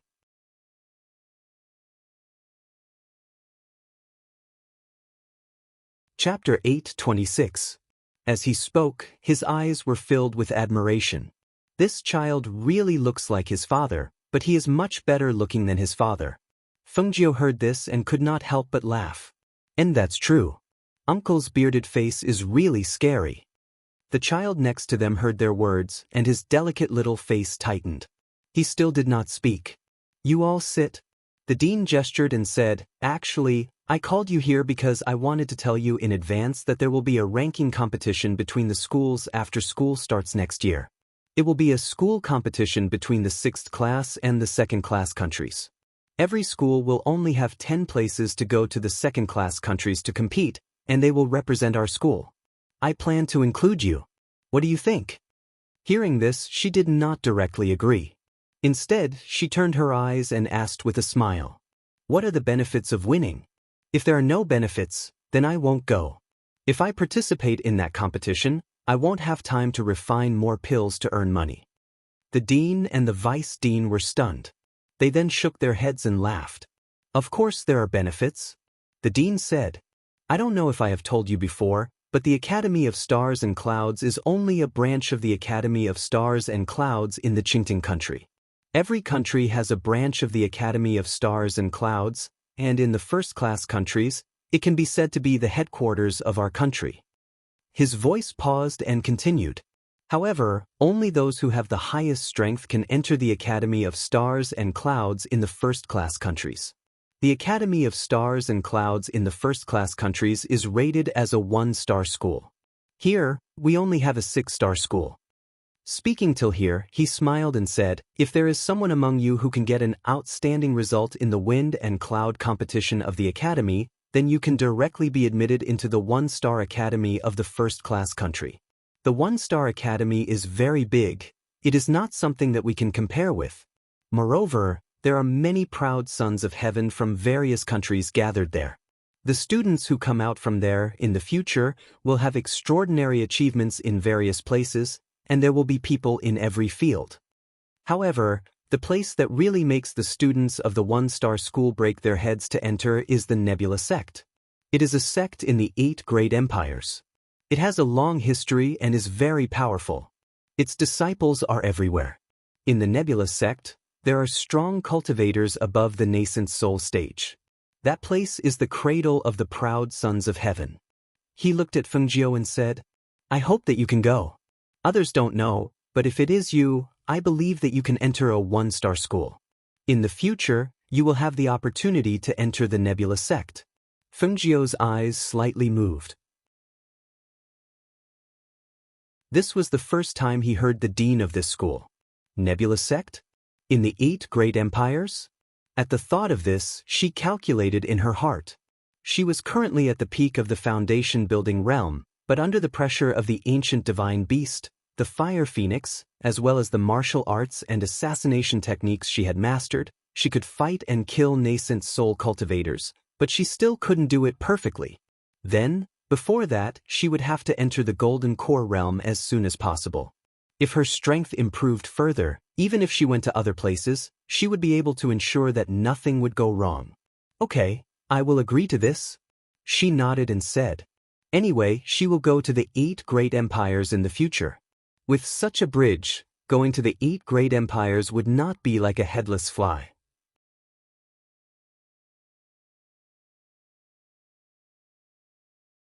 Chapter 8:27.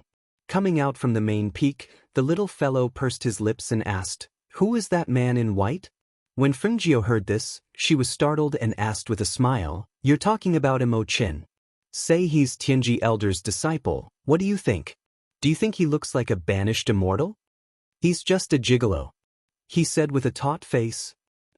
"Gigolo? How can a gigolo be so good-looking?"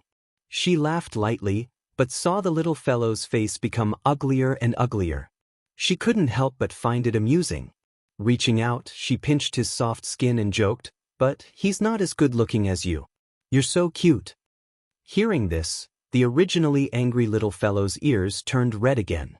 His eyes flashed as he looked at her and somewhat arrogantly looked away. "Don't use such superficial words to praise me." Although his tender voice was stiff, it couldn't hide the slight smile on his face and the slightly raised corners of his lips.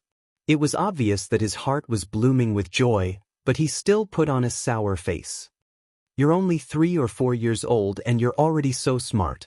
Are all the children on your side like you?" She stared at the child walking beside her and asked.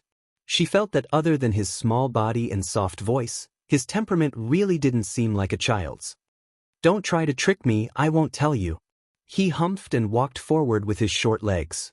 Looking at the little fellow walking with his hands behind his back, she raised her eyebrows and smiled. Then she went back to the cave with him. Because the pills had been refined and the academy was on vacation, the entire star cloud was empty. Only a few teachers and principals who didn't go back were left here. Because of this, she also wanted to go back home to take a look, or go out for a walk. Thus, after bringing the little fellow back to the cave, she asked, "How about I send you back to my home?"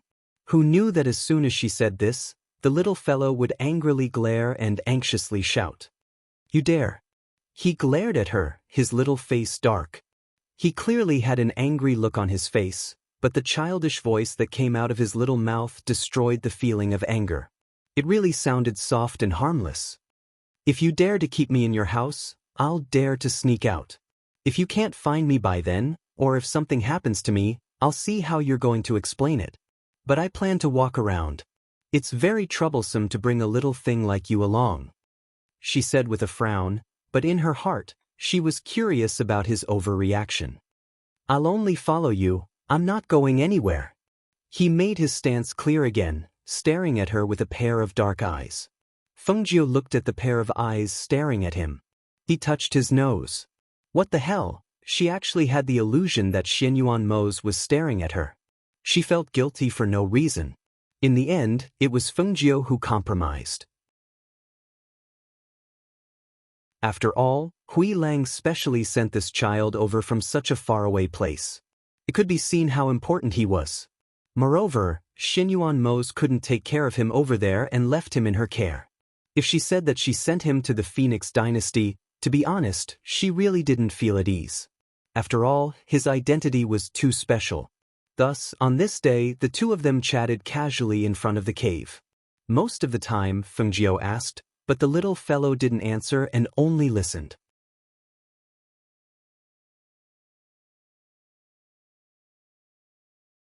Chapter 8:28. Hearing this, the little fellow's delicate little face instantly flushed red. His pair of beautiful eyes stared at her. "I know how to bathe myself. You come out." "What do you mean you know how to bathe yourself? With your small body, you can't even climb into this tub. Come here quickly, I have to bathe too." She tested the temperature of the water and found that it was just right. He directly refused. "I want to bathe myself. You go out." "You stinky brat, I want to help you bathe yourself because you have a lot of face. You still dislike it? You don't want me to help you bathe?" "Hee, I want to help you bathe." She laughed in a low voice. Her laughter was like a loud Hui Lang, making the little fellow's hair stand on end. He stepped back, turned around and ran away. "Why are you running? Do you think you can run away in my territory?"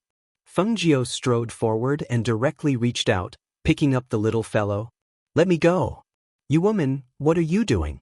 He struggled and shouted, but when a hand slapped his butt, his entire face instantly flushed red. He was so embarrassed that he didn't know what to do. "Don't move. I won't care if you fall." Fengjiu didn't think much of it. Wasn't he just a little brat? What was wrong with hitting his butt? Thus, while warning, she took advantage of the little fellow in her arms calming down and not struggling to take off his clothes. You actually took off my clothes." The little fellow's flushed face was filled with disbelief. But when he thought about how he was naked in this woman's arms, he immediately covered his important parts with his hands. His entire body froze and he didn't know how to react. "No need to cover up. You're only 3 or 4 years old. What's there to see?" However, as soon as she finished speaking, she saw the red string on his hand from the corner of her eyes. Her eyes narrowed. "Why is this red string on your hand?" Hearing this, the little fellow froze and awkwardly said, "I had someone make this up. It's not that one." "Make it up? That's exactly the same as the one I have." She put him in the tub and wanted to see the red string on his hand, but who knew that he would shrink back? "If I made it up, it would be exactly the same." "Why would I make it up if it wasn't the same? I've seen yours before. It's much bigger than this one." Her small body sat on a small stool in the bathtub and her hands were still in the water. Hearing what he said, Fengjiu also nodded. "That's true. Mine is just an ordinary piece rope. Naturally, there's no way to shrink or enlarge it. Your rope is much smaller than mine. However, the weave is really the same. When I first saw it, I thought it was the one I made." The little fellow pursed his lips and looked at her without saying a word. All right. The water is getting cold. I'll help you wash it." She rolled up her sleeves and picked up a towel to wipe his back. Feeling his stiffness and nervousness, She couldn't help but laugh. What's wrong? Didn't anyone help you bathe when you were at home? Don't tell me that a little thing like you can wash it by yourself. As she spoke, she reached out and pressed his body, saying, Relax, I won't eat you. The little fellow stared at her, his dark eyes flashing. She didn't know what he was thinking. After a long time, his face was red and he only said one sentence. You have to take responsibility. Hearing this, Fengjio couldn't help but chuckle. There's nothing on you to look at. What's there to take responsibility for? Get up, the water is cold. Be careful not to get sick.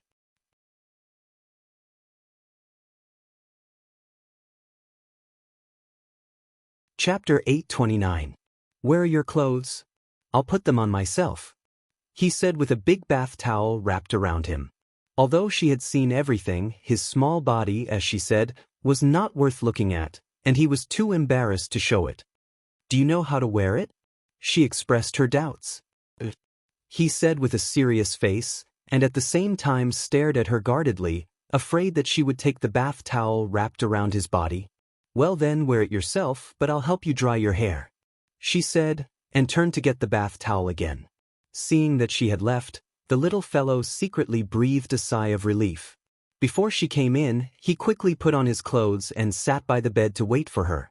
Fengjio came back with the bath towel, and saw that he had even put on his clothes. She praised, Not bad, you're quite fast. As she spoke, she took the bath towel to dry his wet hair, and then said, If you're sleepy, go to sleep first. He responded, looking at her in front of him, and his eyes moved. What? Do you have something to say? Fengjio raised her eyebrows and asked with a smile. Hearing this, the little fellow turned to sleep on the bed, pulled the quilt over, closed his eyes, and ignored her. It was not until he heard footsteps walking out that he opened his eyes. His eyes flashed with a deep and wise light, and a trace of gentleness and joy. Covered with her quilt, and smelling the faint fragrance, sleepiness came over him, and he fell into a deep sleep. After bathing, Fengjio came in wearing her underwear, and while drying her hair, she saw that the little fellow was sleeping outside the bed.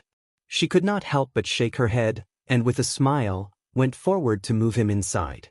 But just as she bent over to touch him, the child who was originally sleeping soundly suddenly opened his eyes. The fierceness that shot out from his eyes startled her. At that moment, she seemed to see the child about to attack, but when he saw that it was her, the fierceness in his eyes dissipated and he returned to his previous state. Done bathing? The young voice with a strong sleepiness asked. She responded, looked at him, and said, You sleep inside, I sleep outside. I'm a man, so I sleep outside. You're a woman, so you sleep inside. Listening to the childish voice telling her that he was a man, she couldn't help but smile. I'm an adult, you're a child. Children sleep outside. If you roll off the bed, you'll fall. Be good, sleep inside.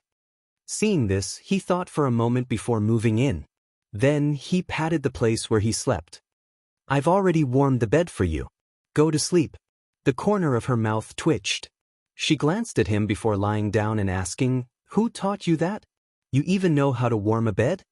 As he spoke, he pulled the blanket over himself and yawned. Sleep early. We'll leave tomorrow. Yes. The little fellow responded and turned over to face her. He reached out his little hand and wrapped it around her waist. Only then did he close his eyes in satisfaction. His natural intimate action startled Fengjio. Her closed eyes opened again. She looked at the little fellow who was snuggling up to her, his little hand still wrapped around her naturally and intimately. Her heart trembled slightly. This little fellow gave her a very strange feeling. She kept feeling that something was wrong, but she couldn't put her finger on it. She shook her head and did not think too much about it. Sleepiness overwhelmed her, and she fell asleep with the person beside her.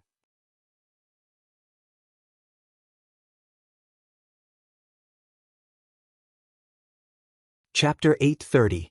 He only woke up when he felt someone sizing him up. The moment he opened his eyes, he met her slightly moving gaze. Seeing that she was looking at him, he looked back at her without moving. When their eyes met, something seemed to flash across Fengjio's heart. The familiar feeling and unbelievable thought stunned her. She stared at him for a long time, then moved her lips and called out, "Uncle?"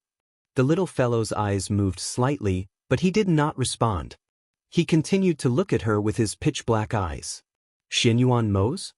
She called out again, her gaze also fixed on his eyes, not missing a trace of his expression. The child moved his mouth as if he was about to say something, but he heard the sound of him talking to himself. He swallowed the words that were about to come out of his mouth. It shouldn't be possible. It's one thing to turn old, but how can he turn into a little kid? She muttered, suppressing the strange feeling in her heart and shaking off the strange thought. She turned over and sat up, quickly putting on her clothes and washing up in the next room. Seeing that she had woken up, he reclined on the bed lazily with one hand supporting his head, exuding an aura that did not belong to a child. A smile flashed across his pitch-black eyes, but Fengjiu did not see it. After about an hour, both of them were done washing up. Fengjiu went to the main peak to bid farewell to the dean and the rest, then returned to the cave abode and said to the two beasts, "Lao Bai will stay behind and guard the cave abode with Xiaohei. Tun Yun will go out with us." "Master, why should Tun Yun go out with you? I want to go out too." Lao Bai kicked his hooves and snorted, looking dissatisfied. "What other reason can there be? You can't even control your own mouth, how can I let you follow me?" Fengjiu glanced at him. "Moreover, I plan to let Tun Yun watch the son of King of Hell, I don't feel at ease leaving it to you." "Master." He wanted to say something, but was interrupted by Fengjiu with a wave of his hand. "All right, we're only going back for a few months, we'll have to come back. If you want to go back with us, I'll leave you at home." "Then I'll wait here for your return, Master. I don't want to go back to the Phoenix dynasty." As it spoke, it was afraid that its master would really take it back and leave it behind. Therefore, it took a few steps back and directly lay on the ground. However, Fengjiu rubbed his chin as if he just remembered something. "Why don't you come along? When the time comes, I'll send you to Xiaobai's place. Last time, I heard that Ling Shuang and Ling Hua also came over. It's a good opportunity to go and take a look." "Really? I'll go. It stood up excitedly and bent down in front of Fengjiu and the son of the King of Hell. Come up, I'll take you faster. The path here is very winding. You and Tun Yun go to the entrance of the courtyard and wait there. I'll bring this little thing over on the flying feather." "Yes," the two beasts replied. After the two beasts left, she looked at the little fellow who had been silent all this while and asked, "Have you always been so boring? Aren't you happy to hear that I'm taking you out to play?" The son of the King of Hell twitched the corner of his mouth and looked away. "All right." She shook her head helplessly and tossed the flying feather to him. Then she brought him onto the flying feather and all the way to the entrance of the courtyard. When they arrived at the entrance of the courtyard, she dismounted from the flying feather and was about to jump onto Lao Bai's back with the son of the King of Hell when she saw a figure walking out. She did not want to pay attention to it, but who knew that after she and the little fellow got on the horse, he actually blocked the way in front of the horse.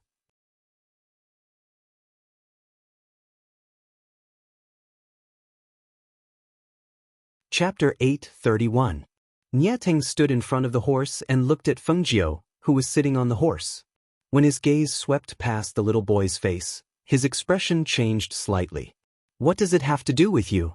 Fengjiu looked at him and said coldly, "Get out of my way." "Where are you going?" "I'll send you there," he said, his voice stiff. "Thank you, but there's no need to trouble you." As soon as she finished speaking, she pulled the reins, squeezed the horse's belly and went past him. He watched as the person in front leisurely rode away on his horse. He stood there without moving and quietly watched until the figure disappeared from his sight. Only then did he withdraw his gaze. "Master, do you want us to take her back?" The man in black who suddenly appeared came to his side. As soon as he spoke, Enchanting glanced at him. The man in black was shocked. He quickly lowered his head and retreated, not daring to look him in the eye. As he retreated, he caught a glimpse of him riding on his sword and following Fengjiu from afar. Seeing this, he was slightly startled, but he could only follow. On the main peak of the academy, a white figure watched from afar as the red figure rode away on the white horse.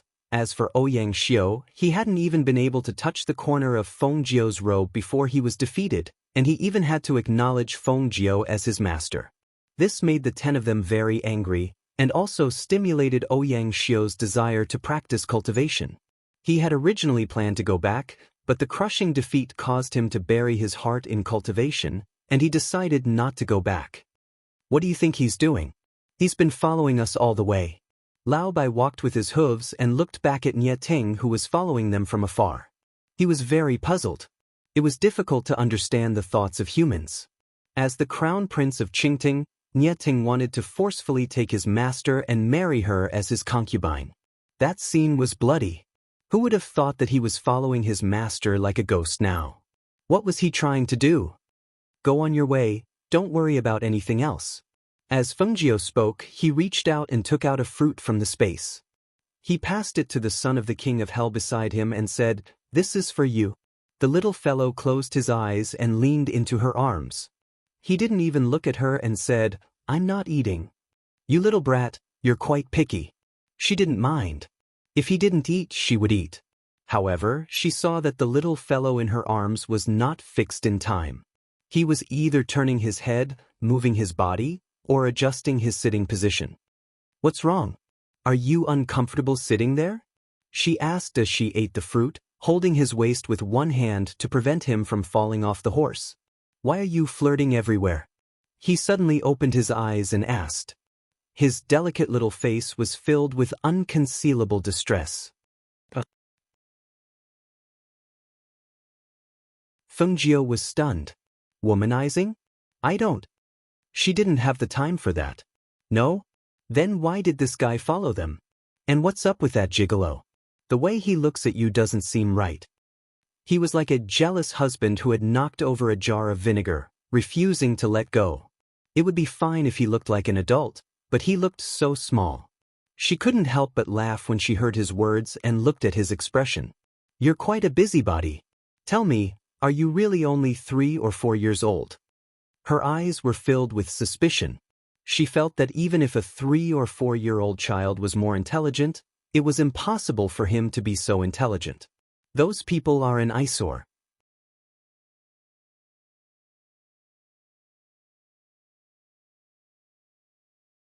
Chapter 8:32. Just ignore them. As a person, you have to be open-minded. For those who are an eyesore, let's just treat them as air. That way, we won't make things difficult for ourselves. She chuckled and rubbed his head, pressing him into her embrace. "All right, be good. Don't throw a tantrum. I'll buy you good food when we get to the city." Listening to her coaxing him like a child, he felt a sense of novelty and sweetness. His originally tense little face relaxed, and he quietly leaned into her embrace after responding with a nim. When they entered the city, she even tied a cloth around Lao Bai's mouth to prevent him from causing trouble. When they arrived in the city, she made him slow down and walked all the way to the black market. When they arrived at the entrance of the black market, she handed Lao Bai over to the black market staff and entered with the king of hell's son. Tun Yun followed beside them. Hearing Feng Jiu's arrival, the president of the black market hurriedly came out to welcome her and personally invited her in. "Ninth young master, I've sorted out the information you asked for. Take a look. It's all here." After dismissing everyone, the president took out a stack of information and handed it to her. "According to the information you gave me, I used a lot of connections to gather this information. Because it's a noble family from a first-class strong country, the black market also had to go through a lot of inquiries to obtain this information. Sorry to trouble you." She nodded and smiled. Then she opened the information and read it. The president beside her also spoke. The Shangguan family is an aristocratic family that specializes in alchemy. Among them, Shangguan Wanru has the most outstanding talent in alchemy.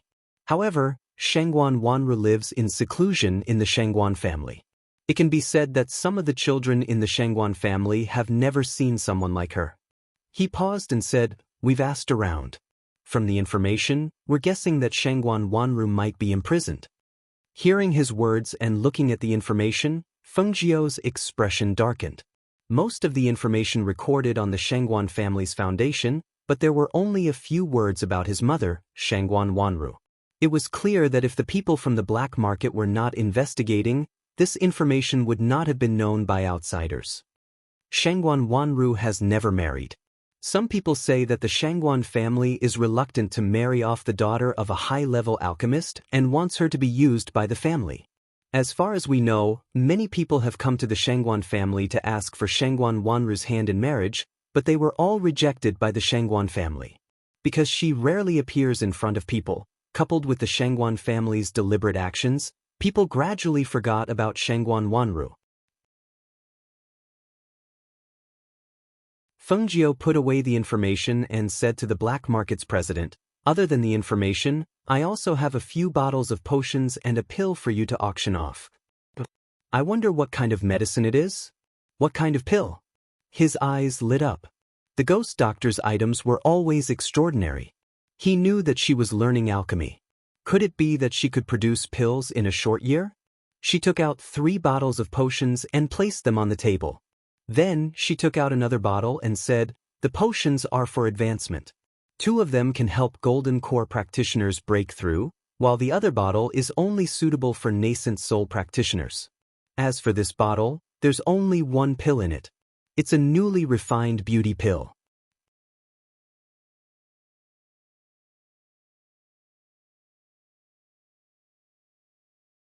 Chapter 8:33. The black market master was amazed, especially about the face-nourishing pill. He promised, "Ninth young master, don't worry. I will sell this face-nourishing pill for a sky-high price. I will spread the news first. With the name of the ghost doctor, with such a good item, it might even attract some aristocratic families from high-ranking countries." She nodded and handed the pill to him. "After you sell it, I'll come back next year to settle the accounts with you." "Yes, I'll settle everything by then. It'll be as simple as it can be," he said with a smile. He knew that she did not like trouble, so he asked, "Ninth young master, since you've left the academy, do you want to stay in the city for a few days?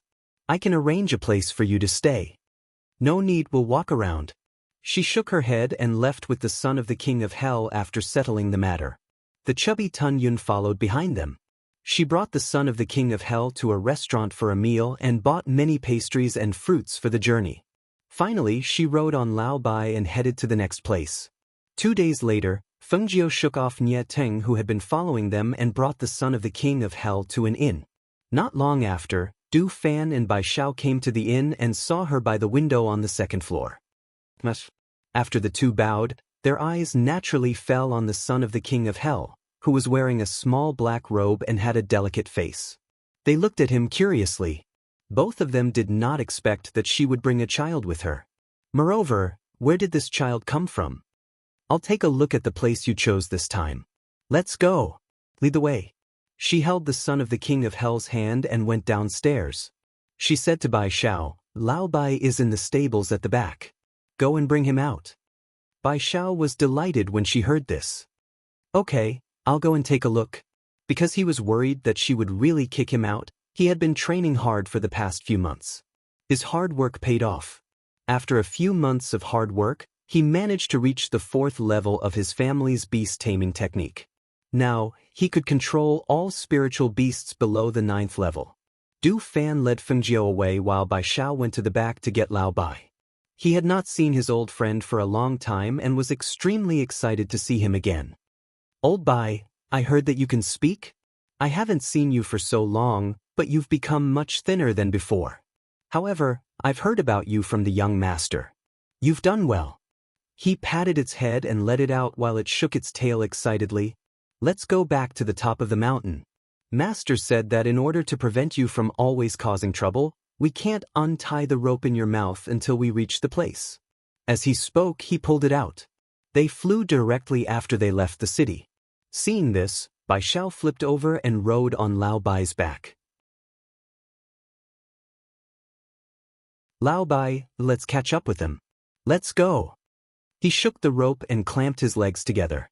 The man and the horse dashed out of the city, stirring up dust along the mountain path. After 2 hours, they arrived at a manor. Du Fan said to Feng Jiao, "Master, we've bought this place. We've set up a formation around it and even set up a restriction in the air. However, my ability is limited, so the restriction in the air is not high enough. Fengjiu led the son of the king of hell through the formation and came inside. He nodded when he saw the scenery inside. This place is not bad. I'll set up the restriction in the air later. As he spoke, he heard a joyful voice.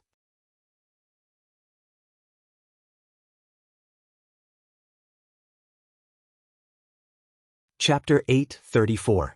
Leng Shuang and Leng Hua quickly ran over. They had not seen her for a long time and were very happy to see her. Their faces were full of joy. Seeing the two of them, Fengjiu glanced at them and nodded. Leng Shuang's cultivation has improved and Leng Hua's body seems to be in good shape. I wonder how your Tai Chi practice has been? Master, my Tai Chi has improved a lot and I practice it every day. If you don't believe me, you can try me. Leng Hua said with a smile, and his gaze fell on the son of the king of hell. Who is this child? He's so handsome, but why does he look so familiar? The son of the king of hell glanced at him and looked away indifferently, ignoring him. He said he's the son of the king of hell and he's been sticking to me all day. He said he's the younger brother of the Yama Lord. She glanced at the little fellow beside her and saw that he was not afraid of strangers. His delicate little face was still expressionless, as if nothing could arouse his curiosity and interest. The son of the king of hell? Leng Hua was stunned for a moment and then smiled. How about I show you around? Don't treat me like a child. Also, remove the word little. The son of the king of hell is not someone you can call. A certain someone said coldly. However, his childish voice and his stern little face did not have the effect of warning her at all. On the contrary, Fengjiu could not help but reach out to pinch his cheeks when she saw his expression. His ears turned red when she pinched his face in front of so many people. He glared at her in embarrassment. Don't pinch me. So many people are watching. Ha ha! Fengjiu could not help but laugh out loud. Seeing that the little arrogant look was very cute, she reached out to carry the little person and said with a mischievous smile, "Not only do I want to pinch your face, I want to kiss you. What should I do?" As she spoke, she kissed him on the cheek, not giving him any time to react. The son of the king of hell was stunned. The redness on his ears spread to his face and neck. He stared blankly at Fengjiu, as if he did not expect her to kiss him in front of so many people. He could not react in time. It wasn't until everyone laughed that he came back to his senses. However, he wasn't angry. Instead, he crossed his arms and snorted coldly, "Kiss me then. You'll have to pay me back sooner or later anyway," he said meaningfully. This woman, he didn't know she was so bold, even daring to mess around in front of others. Sure enough, she was lustful. Her previous seriousness was all an act. She must have wanted him for a long time. He should have given her this chance in the past. Keep pretending. Fengjiu laughed and was about to give him to Leng Hua, but the little guy wrapped his arms tightly around her neck and said, "I won't let anyone touch me." Fengjiu was taken aback when he heard that. He smiled and said, "What? Do you still have mysophobia?" Instead of learning from the good, you're learning from your brother's bad habit. The son of the king of hell turned his face away and leaned on her shoulder without saying a word. "Master, the courtyard is ready. Let's go in and rest first," Leng Hua said. Seeing that the child did not let anyone carry him, he could only follow beside. "Okay, let's go in first," she responded and walked in with them. As she looked at the scenery in the manor, she asked, "Du Fan, how did you find this place?"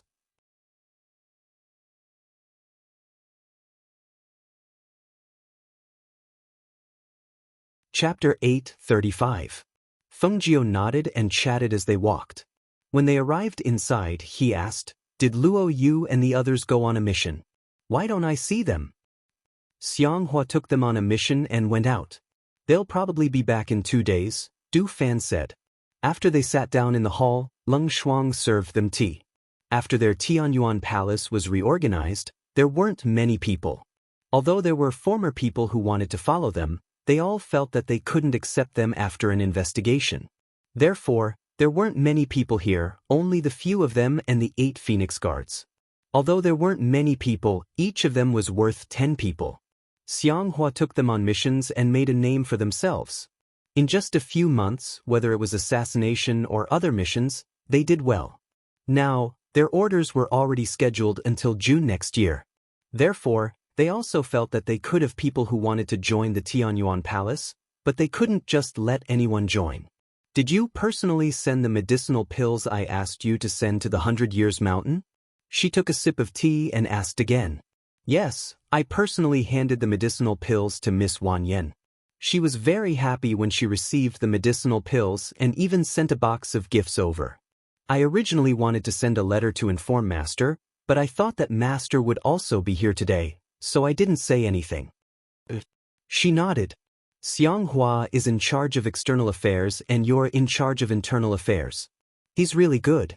As she spoke, she looked at him, took out a medicine bottle, and handed it to him.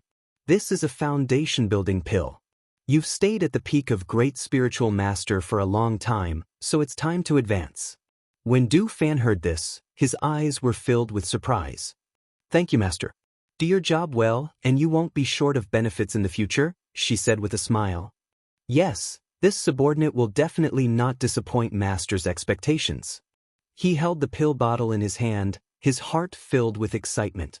A foundation establishment pill, this was a priceless item.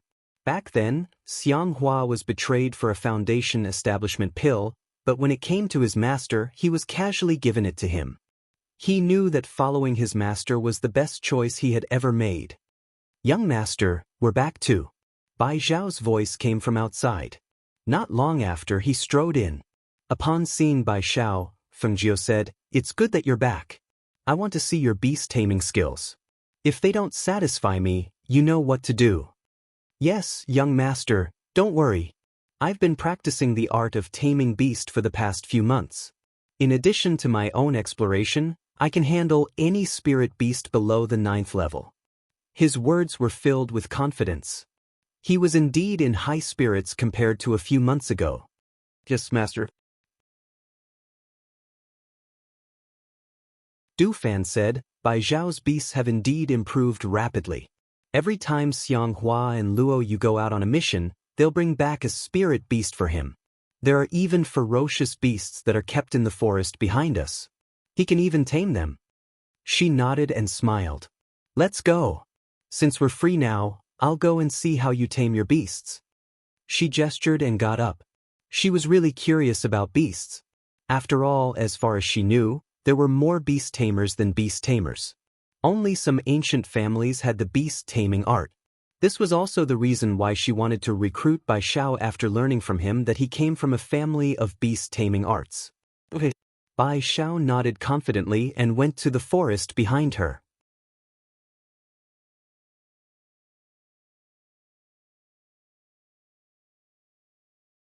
Chapter 8:36.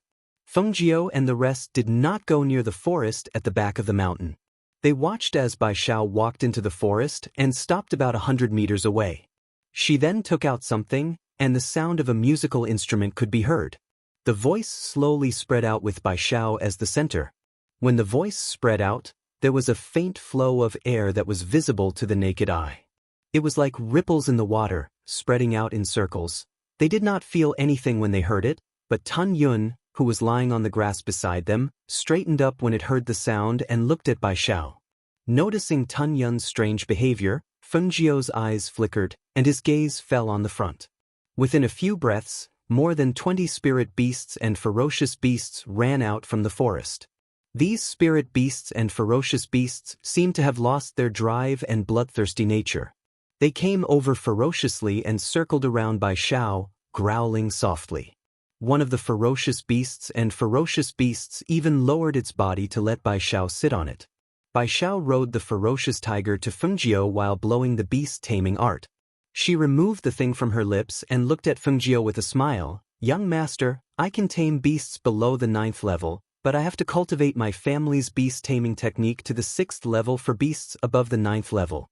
Fengjiu nodded as he looked at the ferocious tiger that did not have a contract and was obediently serving as his mount. "Not bad, you've improved very quickly. With this, it's okay even if you can't fight." Her gaze swept across the beasts, but she was thinking in her mind. Bai Zhao's beast-taming technique could be equivalent to an army once she cultivates it. If it were a group battle, this beast would be of great help. The son of the king of hell, who was standing beside Fengjiu, also looked at Bai Zhao for a while before moving his gaze away. How many people in your family know how to tame beasts now? Fengjiu asked. My grandfather knows how to tame beasts, and so does my father. However, my father's golden elixir was injured, so he can no longer cultivate our family's beast-taming mantra. Moreover, he can't play the beast-taming song, so everyone in the family knows how to tame beasts. Only my grandfather and I know how to tame beasts. Speaking of this, he was a little excited. If it was not for the pressure that the young master gave him, he did not know that he could cultivate his beast-taming mantra to the 4th level. He was thinking that if he could get a bottle of that medicine for his grandfather, perhaps his grandfather's beast-taming mantra could also be improved. However, he also knew that the young master would not take out the medicine if it wasn't for his own people. Every bottle of his medicine was a treasure that people would fight over outside. Control. However, this time, before Bai Zhao could say anything, the son of the king of hell, who was standing beside Fengjiu, spoke up. Taming beasts is controlled by sound, but those who have successfully cultivated it only need sound to tame beasts.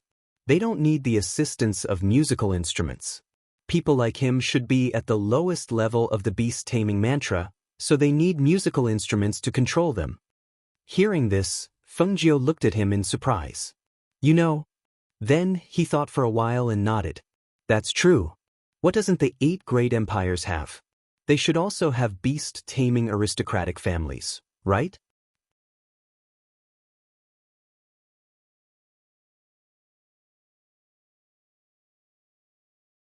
Chapter 837. Hearing this, everyone's eyes fell on him. The 8 great empires? The beast trainer sect? What kind of existence was that? These thoughts surfaced in everyone's mind. They were very curious about the 8 great empires that they had never been to before. However, they also knew that they would not be able to go to such a place without sufficient strength.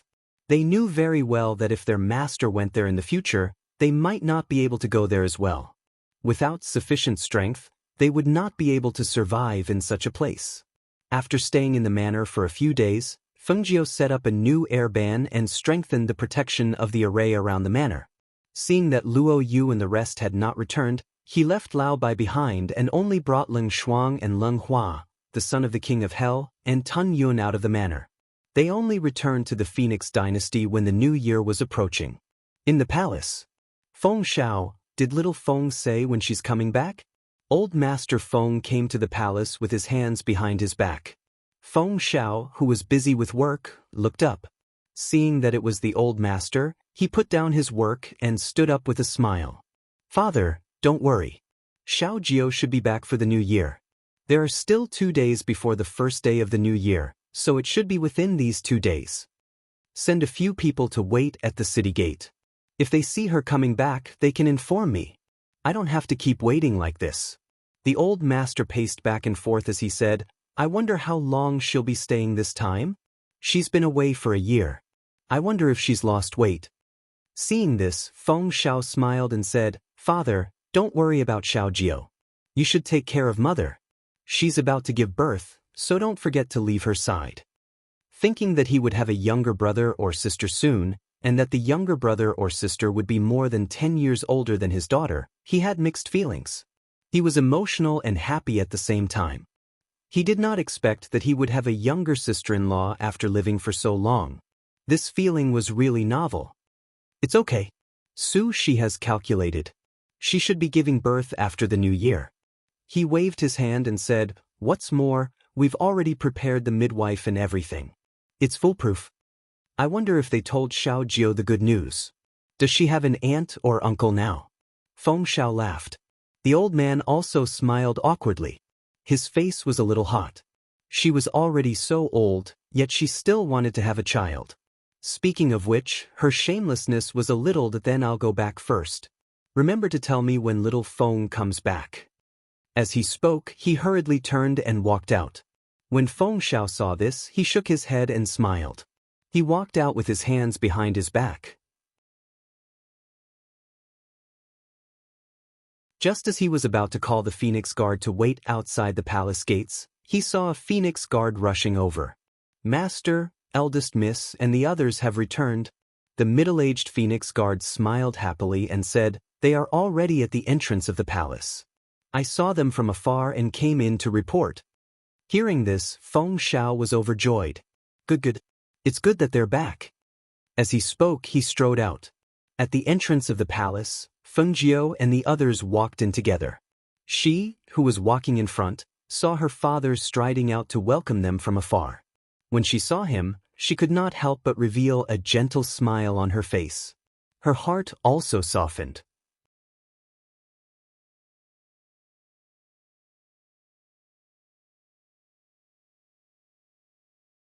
Chapter 8:38. Daddy! She ran over and threw herself into his arms. Daddy, did you miss me? Feng Xiao caught his daughter who was throwing herself at him. Even the tough man's heart was unbelievably soft at this moment.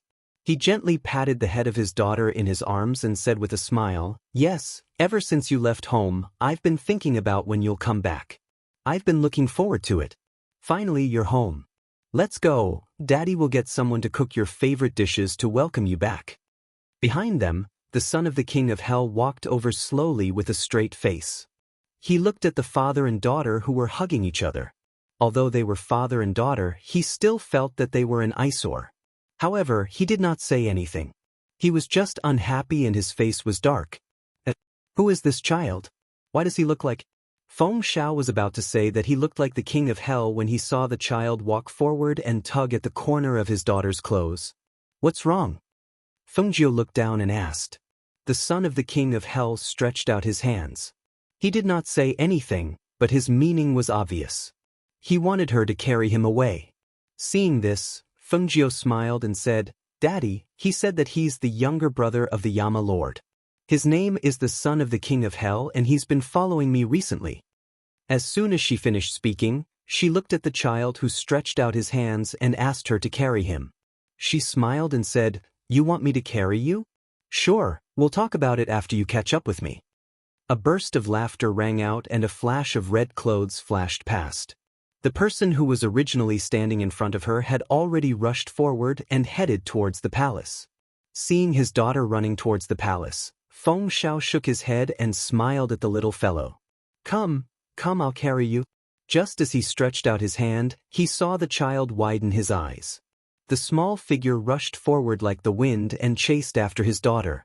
This speed that he was a little speechless. This child was only 3 or 4 years old, right? How could he have such speed? Monarch. Leng Shuang and Ling Hua bowed. "Oh, why are only the 2 of you coming back? The Feng Wei and the others didn't come back?"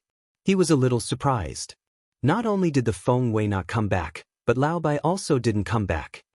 They had other things to do, so Master let them stay there. Because Lao Bai can already speak, Master was worried that it would cause trouble once it spoke, so he also left it there and didn't bring it back. Old Bai can speak human language? It has become a divine beast? Leng Hua smiled and said, "No, but I heard that she said it after eating a medicinal pill refined by Master." "I see. All right then. You guys go in as well. It's rare for you to come back, so let's have a good rest." He smiled and went inside with the 2 of them. In the palace, the old man who heard that Feng Jiao had returned came to the front. Before he reached the front of the palace, he met Feng Jiao halfway. Seeing his granddaughter in a dazzling red dress, he couldn't help but reveal a loving smile. "Little Feng, you're finally back." "Grandpa," Feng Jiao called out.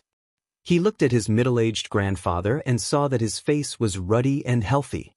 He knew that his grandfather was in good health. That was true. He should be fine now. In the past, her grandfather had intermittent amnesia, but she had already cured it. Now, he was a martial emperor and could be considered the #1 expert in this 9th-tier country. With a beauty by his side, he was naturally happy and his complexion was excellent.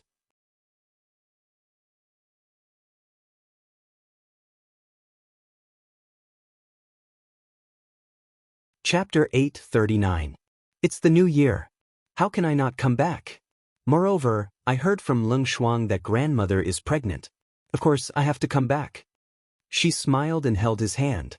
Grandpa, I brought you a New Year's gift. Good. I knew you were such a considerate girl. He nodded happily and patted her hand that was holding his. Have you forgotten about your father after seeing your grandfather? Why didn't I hear that you brought me a gift? Feng Zhao's voice came from behind. Although he was serious, he could not hide his smile. She laughed and looked back. The little boy was standing beside her father and looking at her. She smiled and said, "The King of Hell's son has one too." The King of Hell's son? Who is this child? The old master's gaze fell on the King of Hell's son's shrunken face that looked exactly like Xianyuan Mo's. His eyes narrowed. Is Mohan married? Even his child is so big?